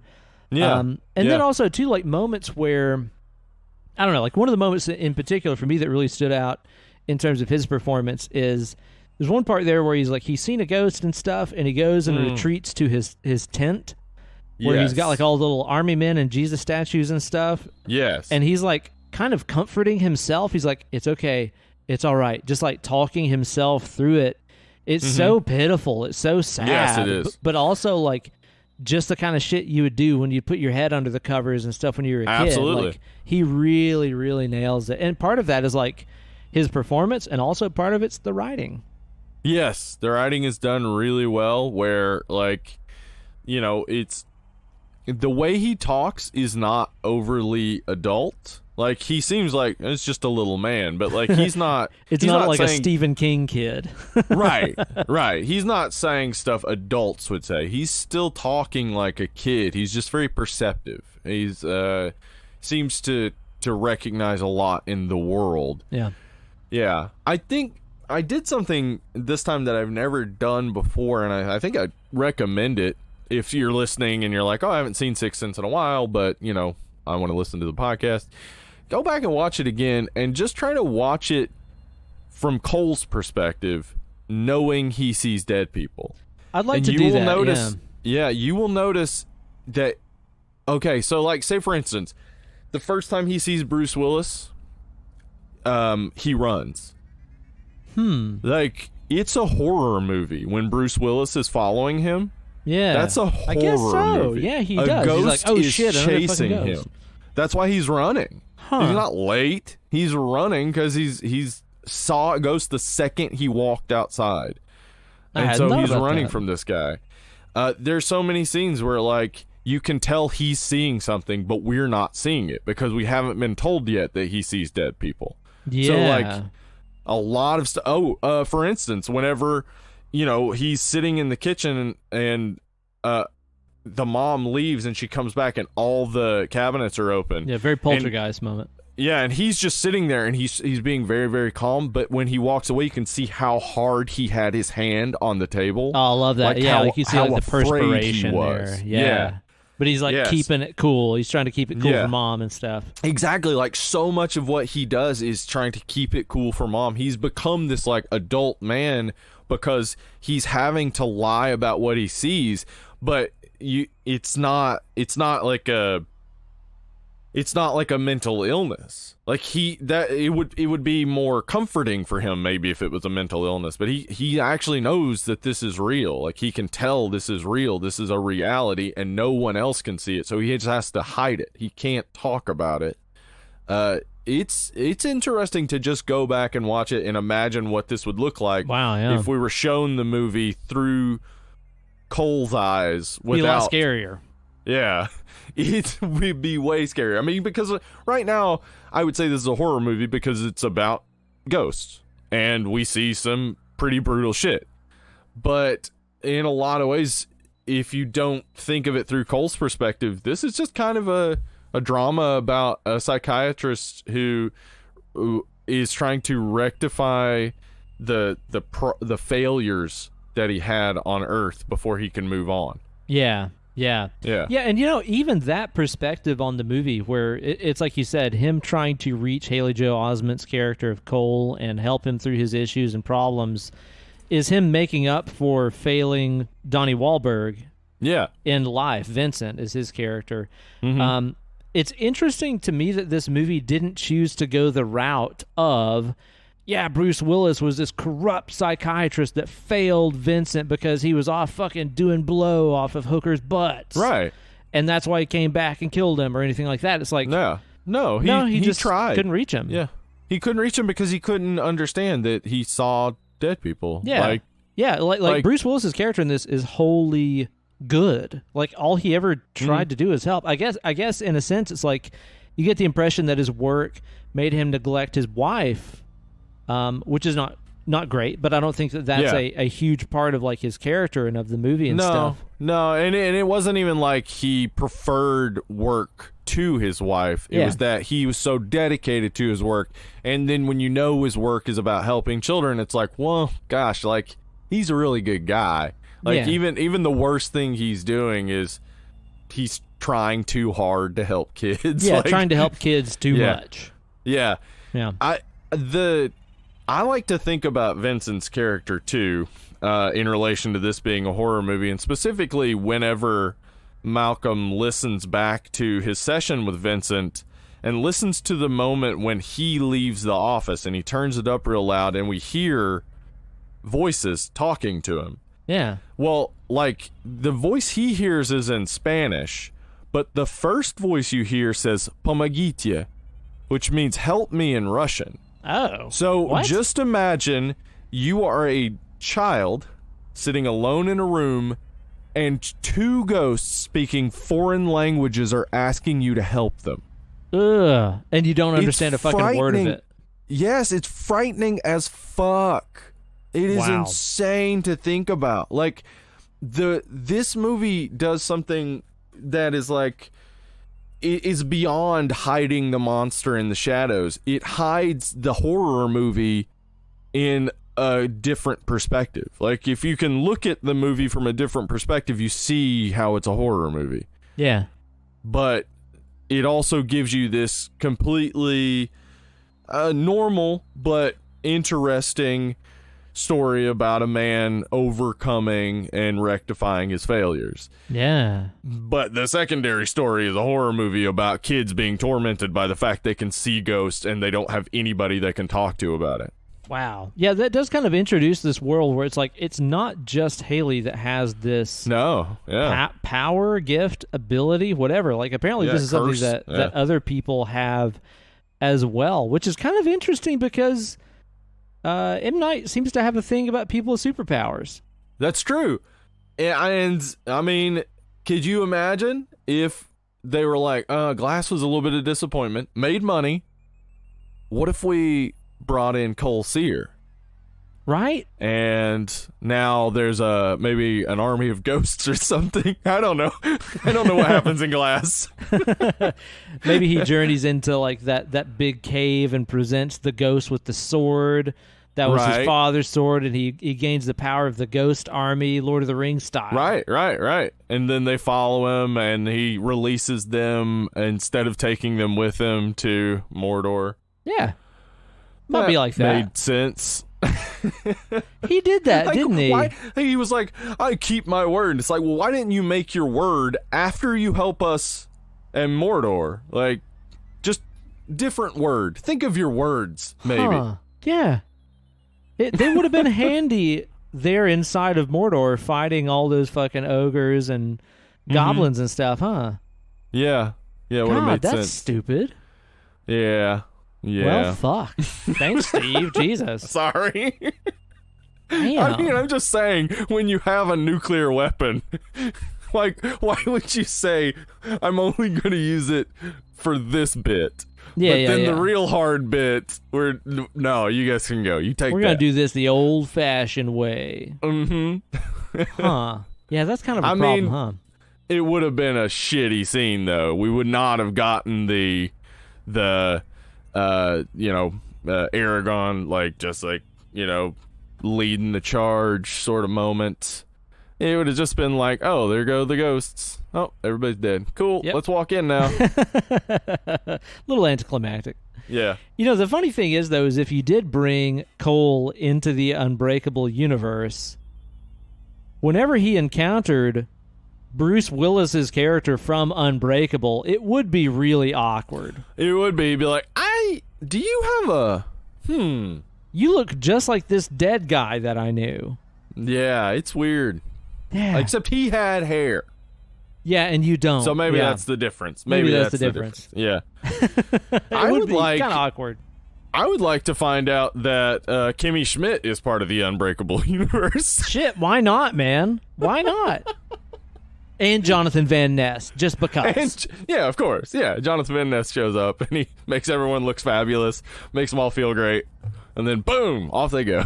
Yeah, why not? It's not going to make the movie worse. I can't imagine how it would.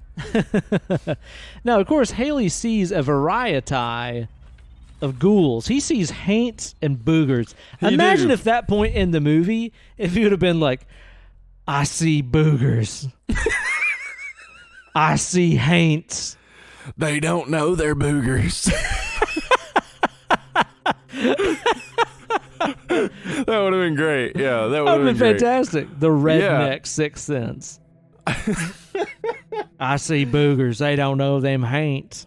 They don't know. They is haints. It wouldn't be called the Sixth Sense, though. It would be like something about Jesus. It'd be called that other. The Jesus sense. That other. That other. You know, you got all my senses, and then that the other one. That one. That one. Mm-hmm. Maybe you know we just Billy's call boy. That'n. That'n. And he sees people that have a variety of wounds and ailments. What caused their death, their untimely demise? It seems like he sees only, like, the stuff we see is he sees only people that have had terrible, terrible deaths, but he also sees his grandmother. So we don't get shown that he also sees like nice ghosts. Yeah, that's what I was kind of wondering about too. Is like, does he ever just like meet up with people who are just like, "Hey kid, I died of old age." It wasn't too bad. Yeah. How many Native American ghosts does he see? Good Lord, man. Oh man. Yeah. It's gotta be endless. There would be a ton. I mean, this is Philadelphia. There would be a ton of dead soldiers all over the place. All over the place, for sure, man. And how many like boring ghosts does he run into where he's like, he meets one who's like, "Hey kid, I gotta get away from this guy. I think this ham is still good. Do you want a sandwich?" And it's just like a guy that died of botulism or something. Hey Cole, I got these dented cans at the store. I think they're still good though. Like the really boring ghosts that you don't see. If the puking girl had said, "I think this ham is still good," it would have been hilarious.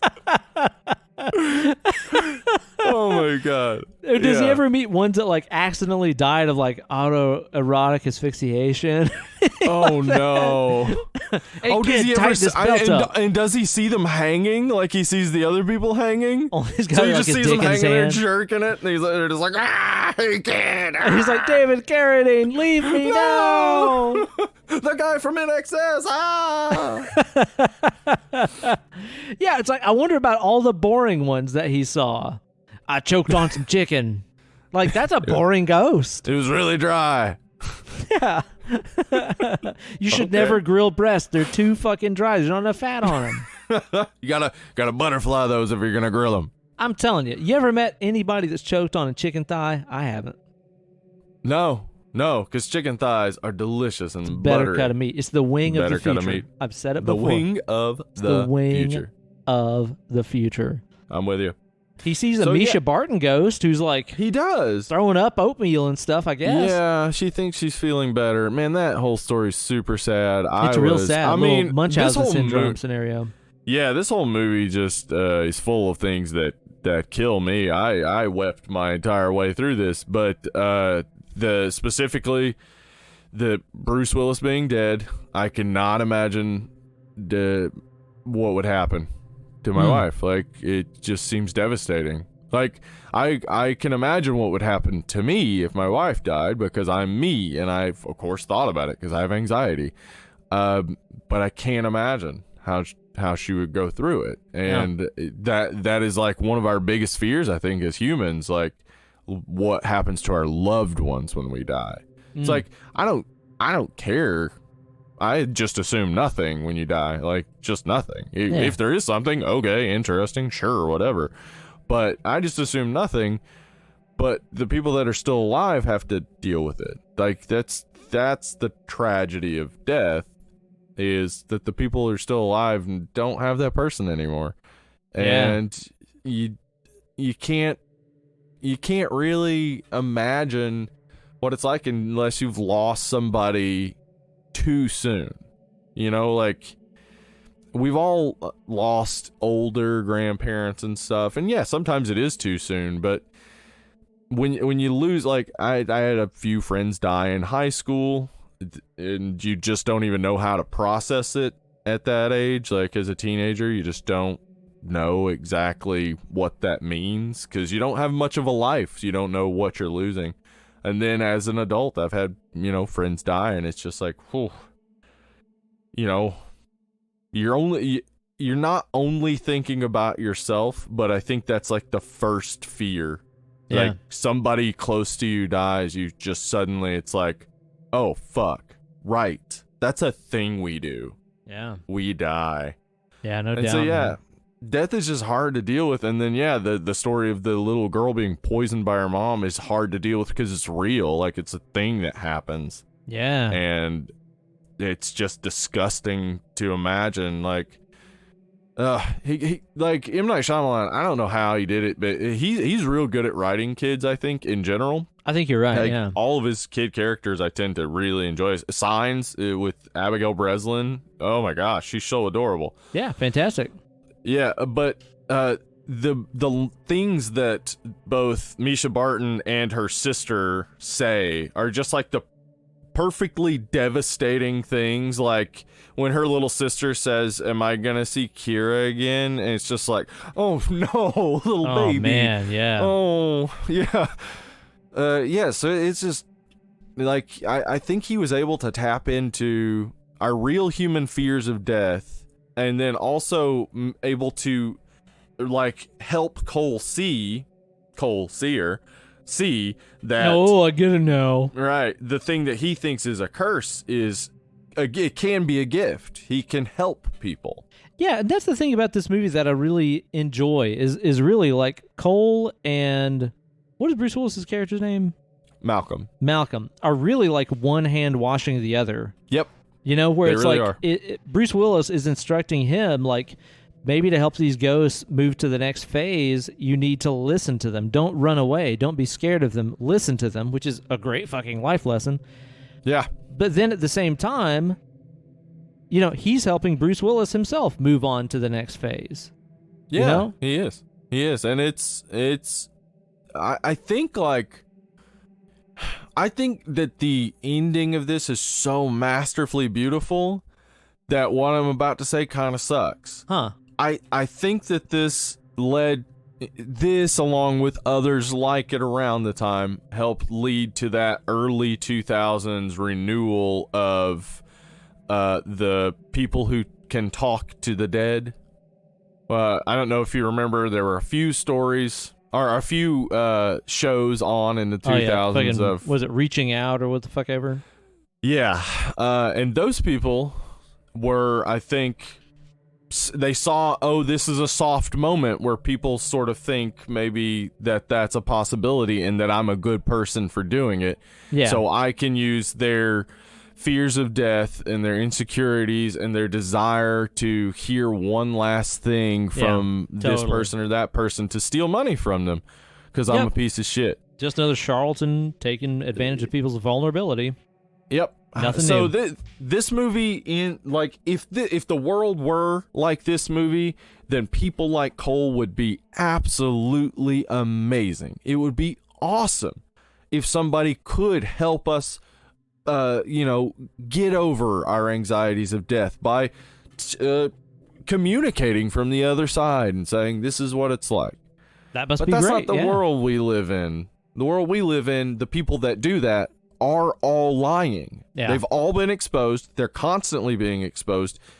It's insane how disgusting some human beings are. Oh, yeah. Taking advantage of their fellow man at their most vulnerable time. Fucking shitty as hell. And, you know, that's another thing about this, too, that I do like is that this movie, you know, manages to totally skirt any kind of discussion about the afterlife, heaven, hell, purgatory. Exactly. Like, it's just, it I never really great. gets into that. It doesn't touch religious afterlife concepts at all. It does, though, indicate very clearly that that Jesus isn't stopping these ghosts, because he runs into the church to escape Malcolm, and then Malcolm just follows him in.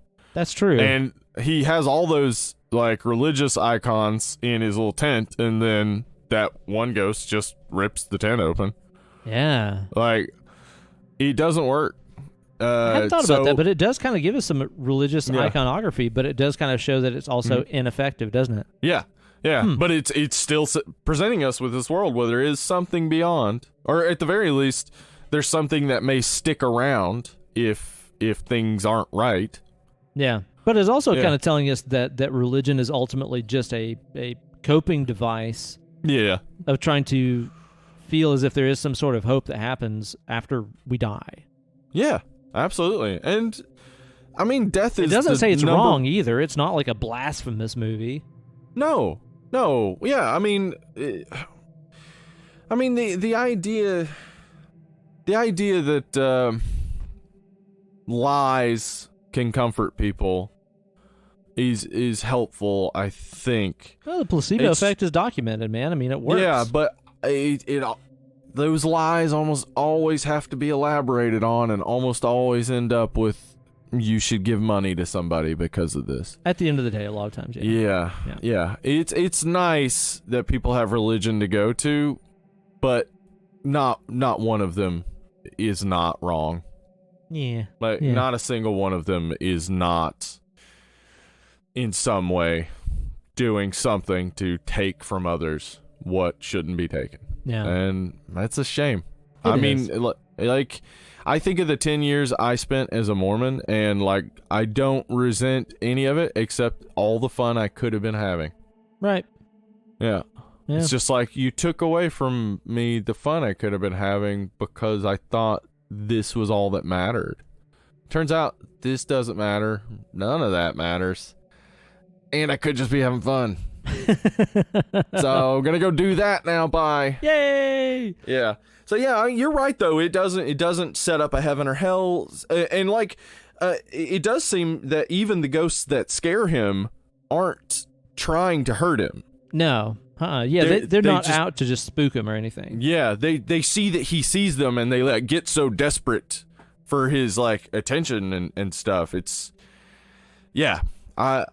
I would love to see more, maybe like a Cole Sear grown up in the Glass sort of universe, but I also think like, I think this is a pretty nice like story. It's totally okay if this just sort of is a self-contained kind of thing. It's all nice and wrapped up at the end. So why go any further with that? Yeah, totally. And one thing that I really appreciate about the ghosts in this too is, unlike so many other horror flicks that were coming out around this time, they're not CGI-ridden abominations that are super dated. Like, everything in here seems practical to me. Okay, so I think maybe it was touched up a little bit in some areas. Like, they definitely had the budget. It's surprisingly a $40 million budget for 1999. Seems like a cheap movie. I mean, other than getting Bruce Willis, it seems like there's not really a lot of budget here. Yeah, so there may have been some just touching up and whatnot, but it looks very much to me like they're doing practical effects with the cuts on the arms, the hole in the back of the head, the kid that like accidentally shot himself, I assume, with his dad's gun. Yeah.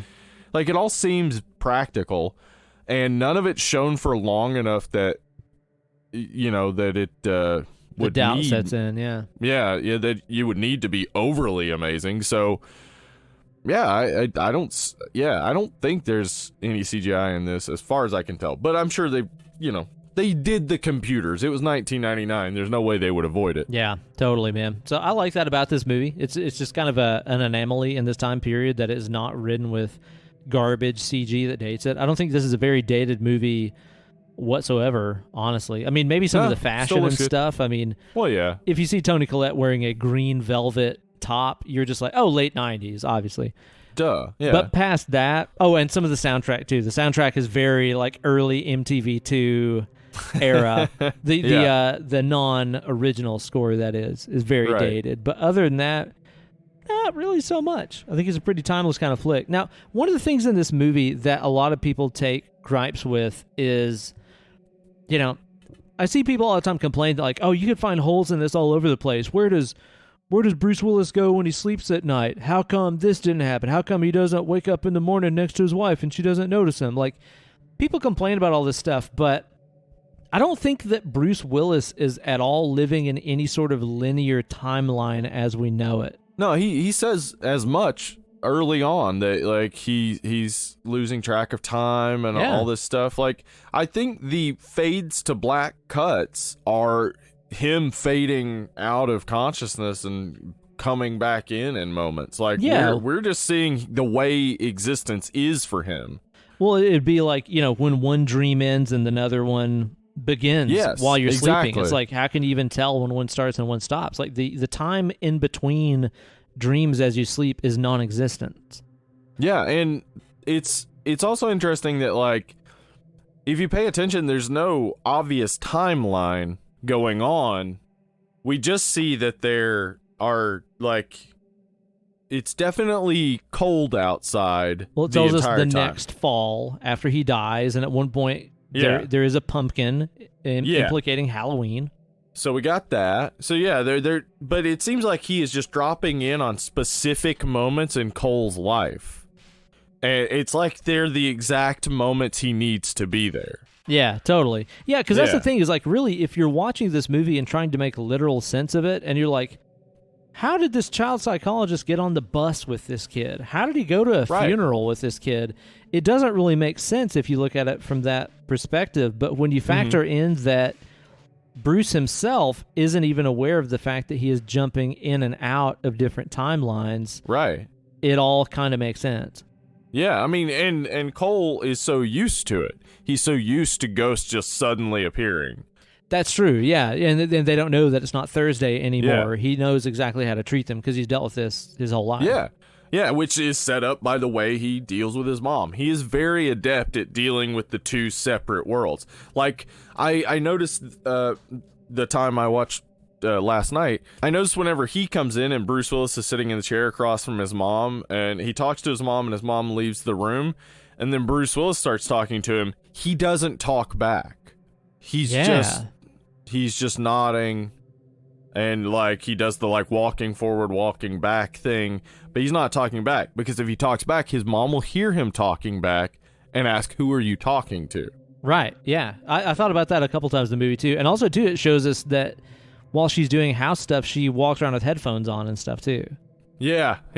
So yeah, Cole's really adept then at navigating this world, and after the initial fear of Malcolm, he comes to trust him. So when Malcolm suddenly shows up on the bus or whatever, like just pops into existence, Cole's cool with it. It's like, oh, it's my friend Malcolm.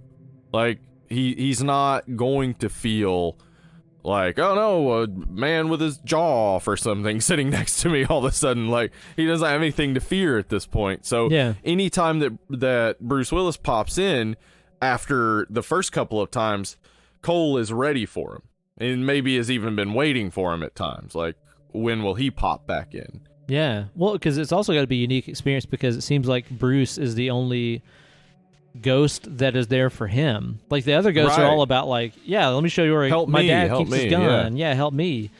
Bruce is the one that's trying to help him through his issues, and I guess it's because Bruce died with unresolved guilt about not being able to reach Vincent. And even like something that Kate and I were talking about is, one of the first times he meets Cole, he's like, hey, sorry I missed our appointment. I wonder if his first appointment with Cole was supposed to be, a month after when he got shot and died. Oh yeah, because he has all that information about him. Yeah. So he has definitely talked with the mom and gotten all this information. So yeah, that's probably, I didn't even think about that. That's definitely got to be what it is. He's gotten all this information. And like now he's showing up thinking like, oh, I missed that appointment last week. Now here I am, or last month or whatever. Now here I am. Really sorry about that, Cole. Yeah. And he's just picking up there. So, and again, that would be some sort of unresolved issue too. He had initiated dealing with Cole, but hadn't gotten into it yet. So it's like he has these three different things. He starts with the one, it leads to the other two, and then boom, he's off. And that's something about that kind of reminds me in a lot of ways of, I think that the nearest comparable thing to this would be a movie like Jacob's Ladder, where and check out our episode on that. I think that's one of our best episodes. Is a Jacob's Ladder episode. That movie, dude, is fucking incredible. I think I still think about that movie very often, because as Jacob in that movie is, spoilers, as he is dying, he is going through all of his unresolved things that he has in his life and his idea of what his future would have been and all this kind of stuff. And I think that we get a little bit of that in this movie. I think that I think that this movie is kind of one note in a lot of ways. Like, whereas a movie like Jacob's Ladder is way more about the entire scope of this guy's personal relationships, his relationships with family and women and his friends and all this kind of stuff that he is dealing with and coming to grips with as he is dying and trying to process. I think it's a very beautiful movie. Yeah. This movie is a lot more focused on one aspect. You know? And I think that's because, like, it's almost like maybe you write the story about Cole and then you invert it and make it about Malcolm. Like, you've established that, like, the secondary character, Malcolm, so, like, he has his one big issue, but then when you make that issue, like, the thing you're focusing on, all of the other, like, nuances with Cole get kind of lost in the black spaces. Like, in the moments when he's not there, we don't know what's happening with Cole. We're following him. Yeah. So, yeah, it is kind of just like he's only focused on this very specific thing. You know, it's got the story of dealing with his wife and dealing with Cole that can be seen as two different stories, but they kind of they just wrap into each other so perfectly, so, like, tightly, that it's hard to ever get a sense that he is dead, I think. I mean, I know it also in the early 2000s, late 90s, whenever stuff like this was happening, there were always the assholes who were like, I figured it out. Yeah.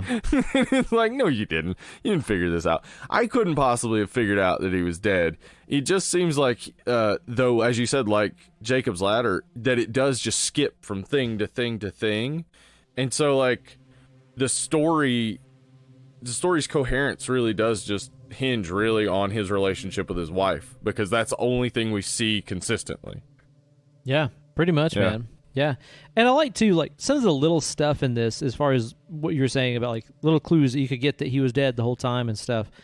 There's little things, like, the movie starts off showing Anna going down into the cellar, into that wine cellar, to get a bottle of wine and all that jazz. This is before he dies, of course. And then, like, later, whenever we see Bruce Willis, you know, going through his notes about Cole and checking his journals and yada yada, he's down there in the cellar. Like, it makes zero sense that his office would be in the wine cellar.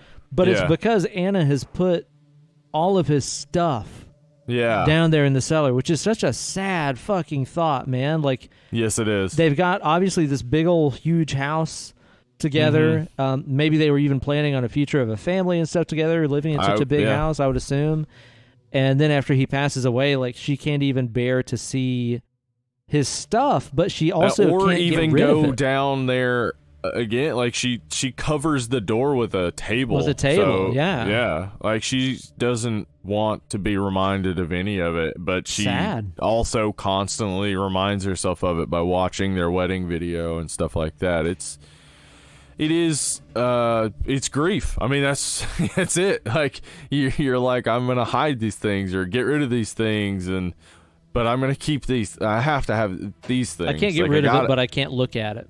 Yeah, it's brutal. Grief. It's just really well shown, and she does a great job of playing it, like, without ever tipping the hand that he's dead. Like, she just seems disappointed or sad. Yeah, because even like whenever he meets her at the restaurant, you know, and she grabs the check and it's a table for one, and by the way, the chair was already pulled out for him, so it's not like he moved the chair to get it at the table and stuff. Little touches like that are really good. But, you know, she grabs the check after hearing him talk about, oh, sorry I was late, it's work, yada yada. She, you know, pays the tab and is like, happy anniversary. You can read that as, fuck you forgot about our anniversary because you're so obsessed with your job. Yeah. Or you can just read this as, this is a very grief-stricken person. Oh, it's so fucking depressing. Going out by themselves for their anniversary, you know? Brutal. Boy. Very well done. It's gotta be rough. Yeah, for sure. I mean, I don't have any real complaints about this. I mean, the one element that I think is a little, I don't know, the element of red, like the way that red is supposed to represent things that have been touched by death or whatever. Yeah, it's supposed to represent the presence of a ghost that is on screen at that time. But considering Bruce Willis is on screen for like 95% of this movie, Red's just kind of on screen all the time. Yeah, so it's not really much of an indicator. It's more of a just a prevalent element throughout that indicate like you're not gonna guess that he's a ghost. So when you go back and see every time he's there's Red, it's like, oh, all right, but I know he's a ghost now, so what's with the tip off? Yeah. Also, again, it's like you said, because there's ghosts in some of the parts of the movie, it's just there all the fucking time. I think what's cooler, that is way more subtle, that they probably just should have stuck to instead, is the use of like shadows and reflections and stuff like this. Like the scene where Bruce Willis and Haley Joel walk into that funeral, they're kind of backlit, and the only shadow that's on the ground is Haley's. Like Bruce doesn't cast a shadow. That's cool. That's subtle stuff that you only notice the second time around. Same with the reflections and stuff, where like in the doorknobs and things like this. I think there's a part where I think it's like Haley reaches out to like a shiny doorknob and only he is reflected. Bruce isn't reflected at that point in the doorknob. That's cool. That's like subtle stuff. I think also they show earlier Bruce trying to open a doorknob, and you don't see his reflection in the red like shiny doorknob. Yeah. Yeah. Huh. I didn't notice those things, I guess, very much. But very subtle stuff. Real subtle, and I mean, that's good. That's the type of stuff you're going to be looking for on your way back through this movie. You're going to be looking for like, oh, what would indicate? But yeah, the red I think is just too prominent. Too much of it is used that it's it doesn't really end up meaning much of anything or doing much to indicate anything. I think so. Yeah, I totally agree with that. What do you think about the soundtrack in this? I think the orchestral score, I can't remember who does the score for this, actually. It's somebody big, though. I can't remember who it is. The score, who was it? James Newton Howard. Yeah, James Newton Howard. He's done a ton of stuff. I think the score is awesome, man. I think it's really good. He did most of the, he did the Nolan Batman movies. He did, like, Hunger Games, some of the Bourne movies. Yeah, he's been around. He's got a lot of cred, but yeah, I think it's it fits perfectly, like because it never stands out to me. Yeah, it seems just to suit it well. And just little tiny PS, I think that Hans Zimmer did some of the Nolan Batmans. I just know that somebody's gonna like fucking rage quit life over that fact, so it's worth pointing out. I might be wrong about that though. Fuck. Dude, the soundtrack in this has some clever stuff in it. And this is like, once again, tell me about it. One of my favorite things where I get to kind of talk about theory nerd kind of stuff here. One of the main themes in the movie is this modulation between a minor chord and a major chord that are a half step apart from each other. So minor chords are what we know as the chords that sound sad. They have sad, and major chords are the ones that have happy. Happy. Yeah. Sad. But essentially, just like a lot of elements in the physical world, they're really just different by one molecule. This one molecule in between a minor chord and a major chord makes all the difference in the world. It's this one certain degree in there, this interval that we call the third. Okay. And basically, you can even just looking at it from a spelling perspective, even if you don't know much about music, it's like an A major chord has the notes A, C sharp, and E in it. An A minor chord, the sad version, has A, C, E in it. So there's only the one note that's different. The A and the E, those are common. That one note in there, what we'd call the third, is different in between the two chords, right? Right. One molecule makes all the difference. H2O versus H3O. You know, it's just one thing makes all the difference. And the interesting thing that happens is that one note that makes the difference, the third, is what makes the chord sound happy. It's what makes the chord sound sad in the case of a minor chord. And the way that he put the main theme together that you hear a lot at the first of the movie, I can't remember which chords it is exactly, so I'm just going to bullshit some root notes here. But it's as if he has like an A minor and then A flat major. Now, the interesting thing about those two chords is they're next door neighbors. A and A flat, those are two notes that reside right next to each other, right? Yes. But the thing that, and again, this is the best way I think I can kind of sum it up. The thing that makes A minor sound sad is the note C. That is the note in there that makes it have the sad quality. The note that makes A flat major, again, it's next door neighbor, A flat major. The note that makes it sound happy is also C. What? There is this one note that is shared between these two chords that are side by side. You could hum this one note between both chords. It would sound sad against A minor. It would sound happy against A flat. Okay. It's one of my favorite themes. I use that a lot in my own writing and stuff like that, too. I think it sounds really cool. But what I think is neat about that is that it has this sort of resonance to me where I hear that this element that might sound sad in one context is happy in another. It's like Bruce Willis is dead, but he's also moving on. He is dead, but he's also trying to help people. Haley Joel Osment is seeing ghosts. That's sad, but he's also helping them along to the next phase of life. That's happy. Right.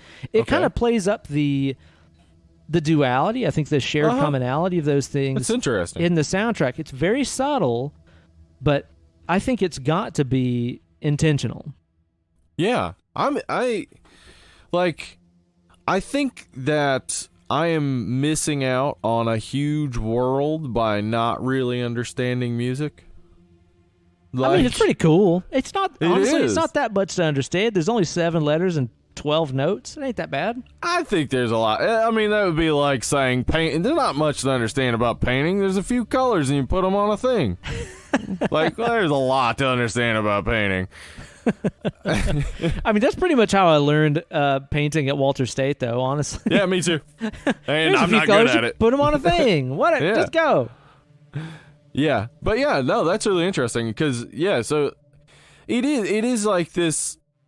The movie does deal in those sort of dualities constantly where, yeah, our two main characters are alive and dead. Young and old.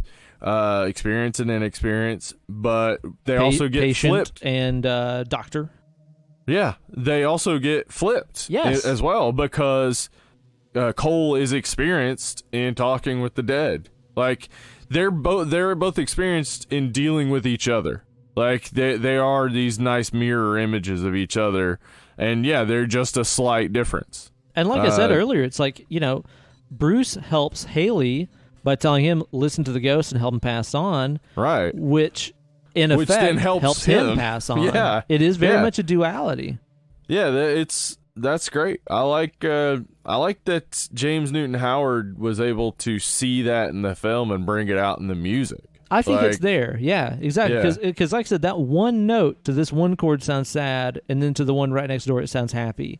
Yeah, and I mean, this movie can be seen in, as I said, 2 ways. It could be seen as just a drama about a man who comes to understand his wife better and is able to move on, or it's a horror movie about a kid who sees ghosts, but he eventually learns to, move forward and deal with those ghosts. So, like, either way can be seen as going from down to up and up to down, but you could reverse it and it still works. Like there's still like Cole has gone from being up in the clouds of I don't know what to do to back down to earth to, oh, okay, yeah, I'm different than everyone, but I'm just like everyone. Like his mom keeps telling him, you're not a freak. Like he's just like everyone. Yeah. He just has this ability and he's supposed to use it this way. Yeah, I think you're right. Yeah, this really is just about those dualities constantly and the way they can flip and change but still be the same. I think it's intentional. It's got to be. Because like as soon as I noticed that in the score, I was like, oh yeah, that's definitely something that I think that he was picking up on. It's one of those flicks, man, that, it's the rare movie where even when you know the twist, it's still fun to watch. Because it is. The performances, the story, the perspective, the soundtrack, and the cinematography, I think, are so well done that... Very well shot. Yeah, just because you know the ending doesn't mean it's not fun anymore. Oh, yeah. I mean, I've enjoyed it every time I've watched it, and I've known the ending since before I watched it. So yeah, same. Yeah, I think you're exactly right there. If I'm going to get down to just final thoughts on this. Great cast, as you were saying. Great cinematography, all that. Like, the story just all works, and it's very affecting, but also like has those great scare moments. I really enjoyed the woman in the kitchen, the kid with the hole in the back of his head, the girl basically ripping through the tent, and all that stuff. I thought that was great. They were great scare moments that ultimately work in the movie without the movie having to be constantly that. Like, you can have it scares, but it can also have heart, and that's a rare feat in a horror movie. So I really enjoy this movie. I think M. Night Shyamalan did a great job, obviously, and he continues to have success in Hollywood. So we'll have more M. Night Shyamalan in the future. But for this, I think this is his best film. So far. I think this is without a doubt his best film, and I also think it is one of the better horror films. Definitely one of the better horror films of the 90s, but one of the better horror films of my lifetime. It's up there. So I'm gonna say it's like a 9.5. Wow. Yeah. Totally dig that, man. I think that completely makes sense. It's one of those ones that I can't imagine seeing in the theater at that time and having my mind that would have been cool. Blown. Yeah. That would have been pretty cool. But even without that, still holds up. Still pretty awesome. Still worth a rewatch from time to time, and very fun to watch the people that have probably never seen this. I imagine that's a great time, because this is one of those that's ones, a possibility where it's like, now. Yeah. Right? Yeah, because I think to your average, like our nieces and nephews probably have never even heard of this movie, much less know the twist, right? I actually know that to be true for sure, because I have a friend who's a teacher, and she made a Sixth Sense reference, and none of her kids had seen the Sixth Sense. Yeah, so this would be like fun to watch with, again, nieces and nephews that have probably never seen this before and don't know about it. It'd be a lot of fun. Yeah, I'm with you, man. I really dig this flick a lot. I think I'm going to give it a solid, I'm going to say 8. I mean, to me, it's like knowing flicks like Jacob's Ladder and stuff exist, where it goes so much deeper into the process of death and dying. Knowing that you can go that deep, I think I'm going to dock a point or two, but I think overall 8 seems like a pretty fair score for me. Yeah. So we like the movie. We like the movie. Go see it if you haven't, even though you know everything about it now. And if you want to, go to Wikipedia and edit Donnie Wahlberg's New Kids on the Block. Give him justice. Give Donnie just justice. Expand it and see if it gets changed really quickly. Because if it does, I think I know what's up.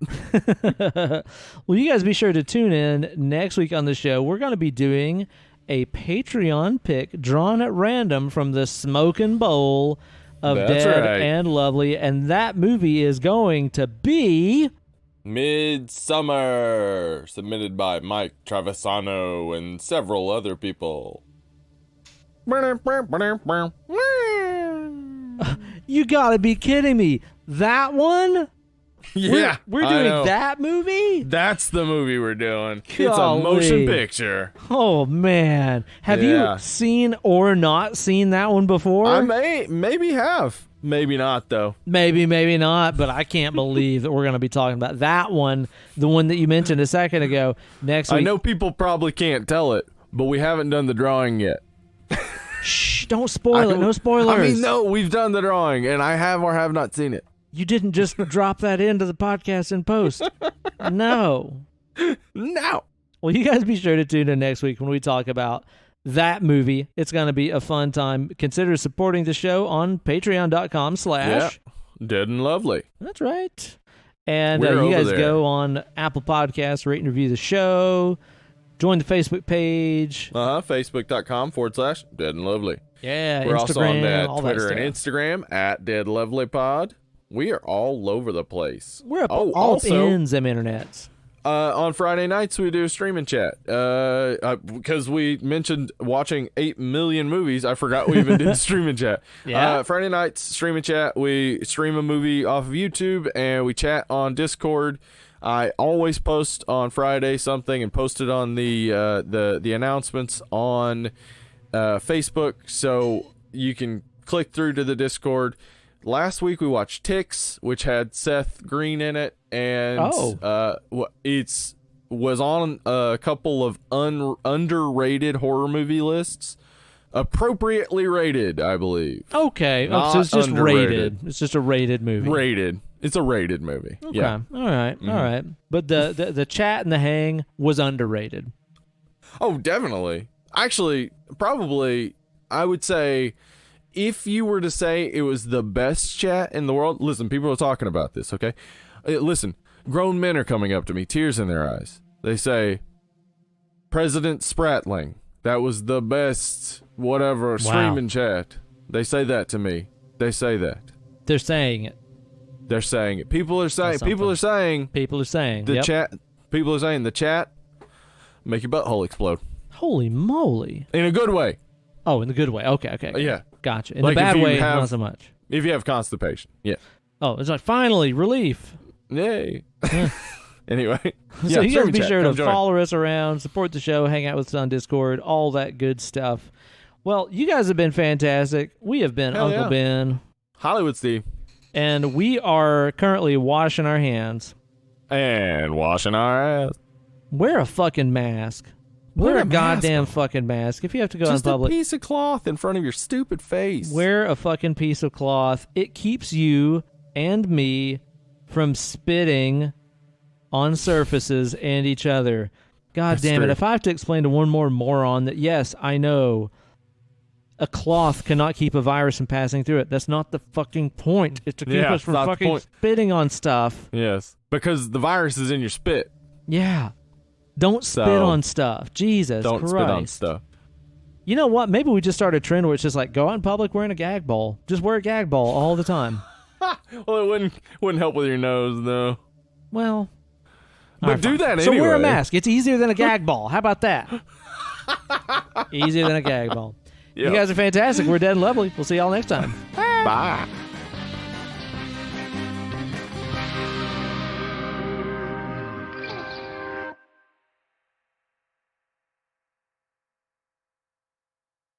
All right, Steve. So this year, I think I've seen more crazy conspiracy theories than any year ever. I mean, it's like it kind of started off with the whole like, oh, fucking COVID's a hoax, and then like, oh, 5G is giving us COVID.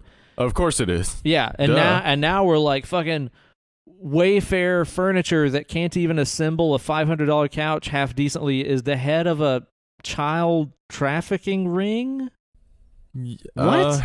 All of these crazy conspiracy theories and stuff, Steve, and I'm just going to put it out there. I want to start one of my own, and I want to see if I can get some support going here. Are you interested to hear my conspiracy theory? Yeah, let's hear it. Ross Perot was never real. He was just a Dana Carvey character. Prove me wrong. Okay. Think about it. Can I finish? Let me finish. Like, when you think about Ross Perot, you're just thinking about Dana Carvey. Now, is this something we're going to talk about doing, or is this something we're going to do? Mm-hmm. I got a pie chart. Let me show you this pie chart. Let me finish.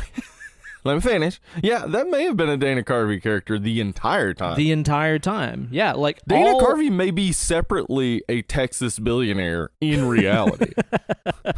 All memories you have of Ross Perot are fabricated. This is a shared hallucination. I believe it. Only ever Dana Carvey. You heard it here first. Thank you, Dana Carvey, for all you've done for us. 6 cents. 6 cents. I love that 6 cents. It's a 6 cents. 6 cents. 6 seance. It's starting to sound like seance. Also, I also imagined in 1999, you know, like, remember when you would go to the video store and they would have like the look-alike box art? Love it. That looked like The Matrix or whatever. So you'd be like, oh, is this The Matrix? And check it out and then be like, oh, it's a piece of shit movie. Mm-hmm. what if you back in the day you made lookalike box art for a movie called The Sixth Sensei? So it looks exactly the same, but there's just like you just sneak an eye on the end. Yeah. Yes. You watch the movie, just a bunch of ninja chopping and Judy chopping. Yeah, The Sixth Sensei. Aw, that'd be cute. He sees dead people because he's killing them. He's killing all of them with his karate chops. Hey, speaking of superheroes and big muscly people, you've been watching some wrestling, haven't you? Did you get that wrestling network? Yes, I have. I hopefully have dropped this into the Friday the 13th episode, but my brain has turned to mush. Bye, brain. Because bye. I have zero contact with people other than my wife and this weekly call with Ben. I am just I am not working. Like, my brain has not worked all week. So as I named 6 Marvel movies I watched. I also watched all of the 1992 WCW pay-per-views. Hell yeah. I recently got the WWE streaming service, which, if you like wrestling, is the greatest thing that's ever existed. I think it's amazing. Like, they have everything. It's not like, if you want to watch a WCW pay-per-view, it's not it's not like it shows it on the front screen, but if you search by the name, they have all of them. But you know how Vince McMahon can't ever admit that maybe WCW was putting on good shows. Nah. But 1992 in WCW, they had like all of the names. They had Sting, Vader, Ric Flair, Stunning Steve Austin, Flying Brian Pillman, Ricky the Dragon Steamboat, just every name that was good in wrestling at the time. And at the time on Vince's show, he was, giving us Yokozuna versus Hulk Hogan, which is like, who wants to watch that? Yeah.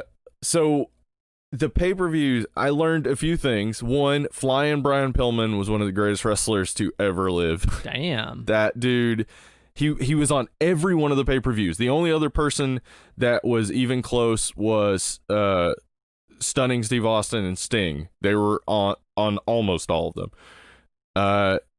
He was on every single pay-per-view, and every single match was like, oh, what? This is, what? Like, this is 1992. This dude weighs 235 pounds, and he is just all over the place. Like, I mean, I'm sure he was on a lot of cocaine, but, like, he also was, like, an amazingly athletic performer. Worth going back and watching. Specifically, about halfway through the year, the Hollywood Blondes got together, and it's Stunning Steve Austin and Flying Brian Pillman. Their matches were classics. I need to check that out. You absolutely do. Like, it is just amazing to watch them in the ring. And also Steve Austin pre-neck break was a much more mobile wrestler. Imagine that. Might not be surprised to find out. Anyway, yeah. So I did have an idea, though. Okay. So I saw Arn Anderson. Oh, yeah. Yeah, Arn Anderson, yep. I remember even as a kid, I thought, he's an old man because he was always balding. I thought he was just some old man. Yeah, me too. He looks like somebody's dad. Yeah, but seeing him now, I'm like, oh, he was really built. I just thought he was old because he wore like old man glasses and had like anytime it showed him in street clothes, he'd be just dressed like my grandfather, and it's absolutely like, yeah, no charisma off that guy, not a lot of charisma. No charisma whatsoever. But as I saw him one time, I don't know why in my head I just heard, "I am Arn Man." Hi, I'm Arn Man. Yeah, and so I was like, that is genius. I would love to see Arn Anderson in Iron Man armor. And guess what, Ben? What? Dark Soldier 84 on Reddit had already had the idea 2 years ago. Jesus. And apparently it only got 54 upvotes. So impossible. Maybe it's not a great idea. But he did do an amazing job of photoshopping Arn Anderson into the Iron Man armor. No. Which I am going to send to you. I want to witness this. This is like a podcast full of like firsthand revelations, right? Yes. You got to watch that trailer. I get to see this. I mean, the interesting thing is, Ben, if you look up Iron Man on Google, it knows that you mean Iron Man. Because enough people have typed it in as like, oh, you meant iron. I got it. Yeah. So just get a look though at Iron Man. Iron Man. Okay, I'm waiting for it to go through here. Iron Man. I wonder what his powers would be. Like, what kind of lasers does he shoot out? Oh my God, he looks stunning. Yes, he does. Right? He doesn't look like he's too riled up about anything, which is typical of Arn Anderson. Because he's got no charisma. No. But doesn't he look like somebody that could own a bowling alley? Am I crazy? Like, not just go to the bowling alley. Arn Anderson's bowling alley. He owns the fucking bowling alley. Yeah, of course he does. Come on down to the Arn lanes. The Arn lane. Holy shit. Yeah. Anyway, so yeah. Way to go, Dark Soldier 84, for having a great idea 2 years ago and getting no respect. He gets no respect. He's just Dark ahead Soldier of his 84. time, man. Ahead of his time.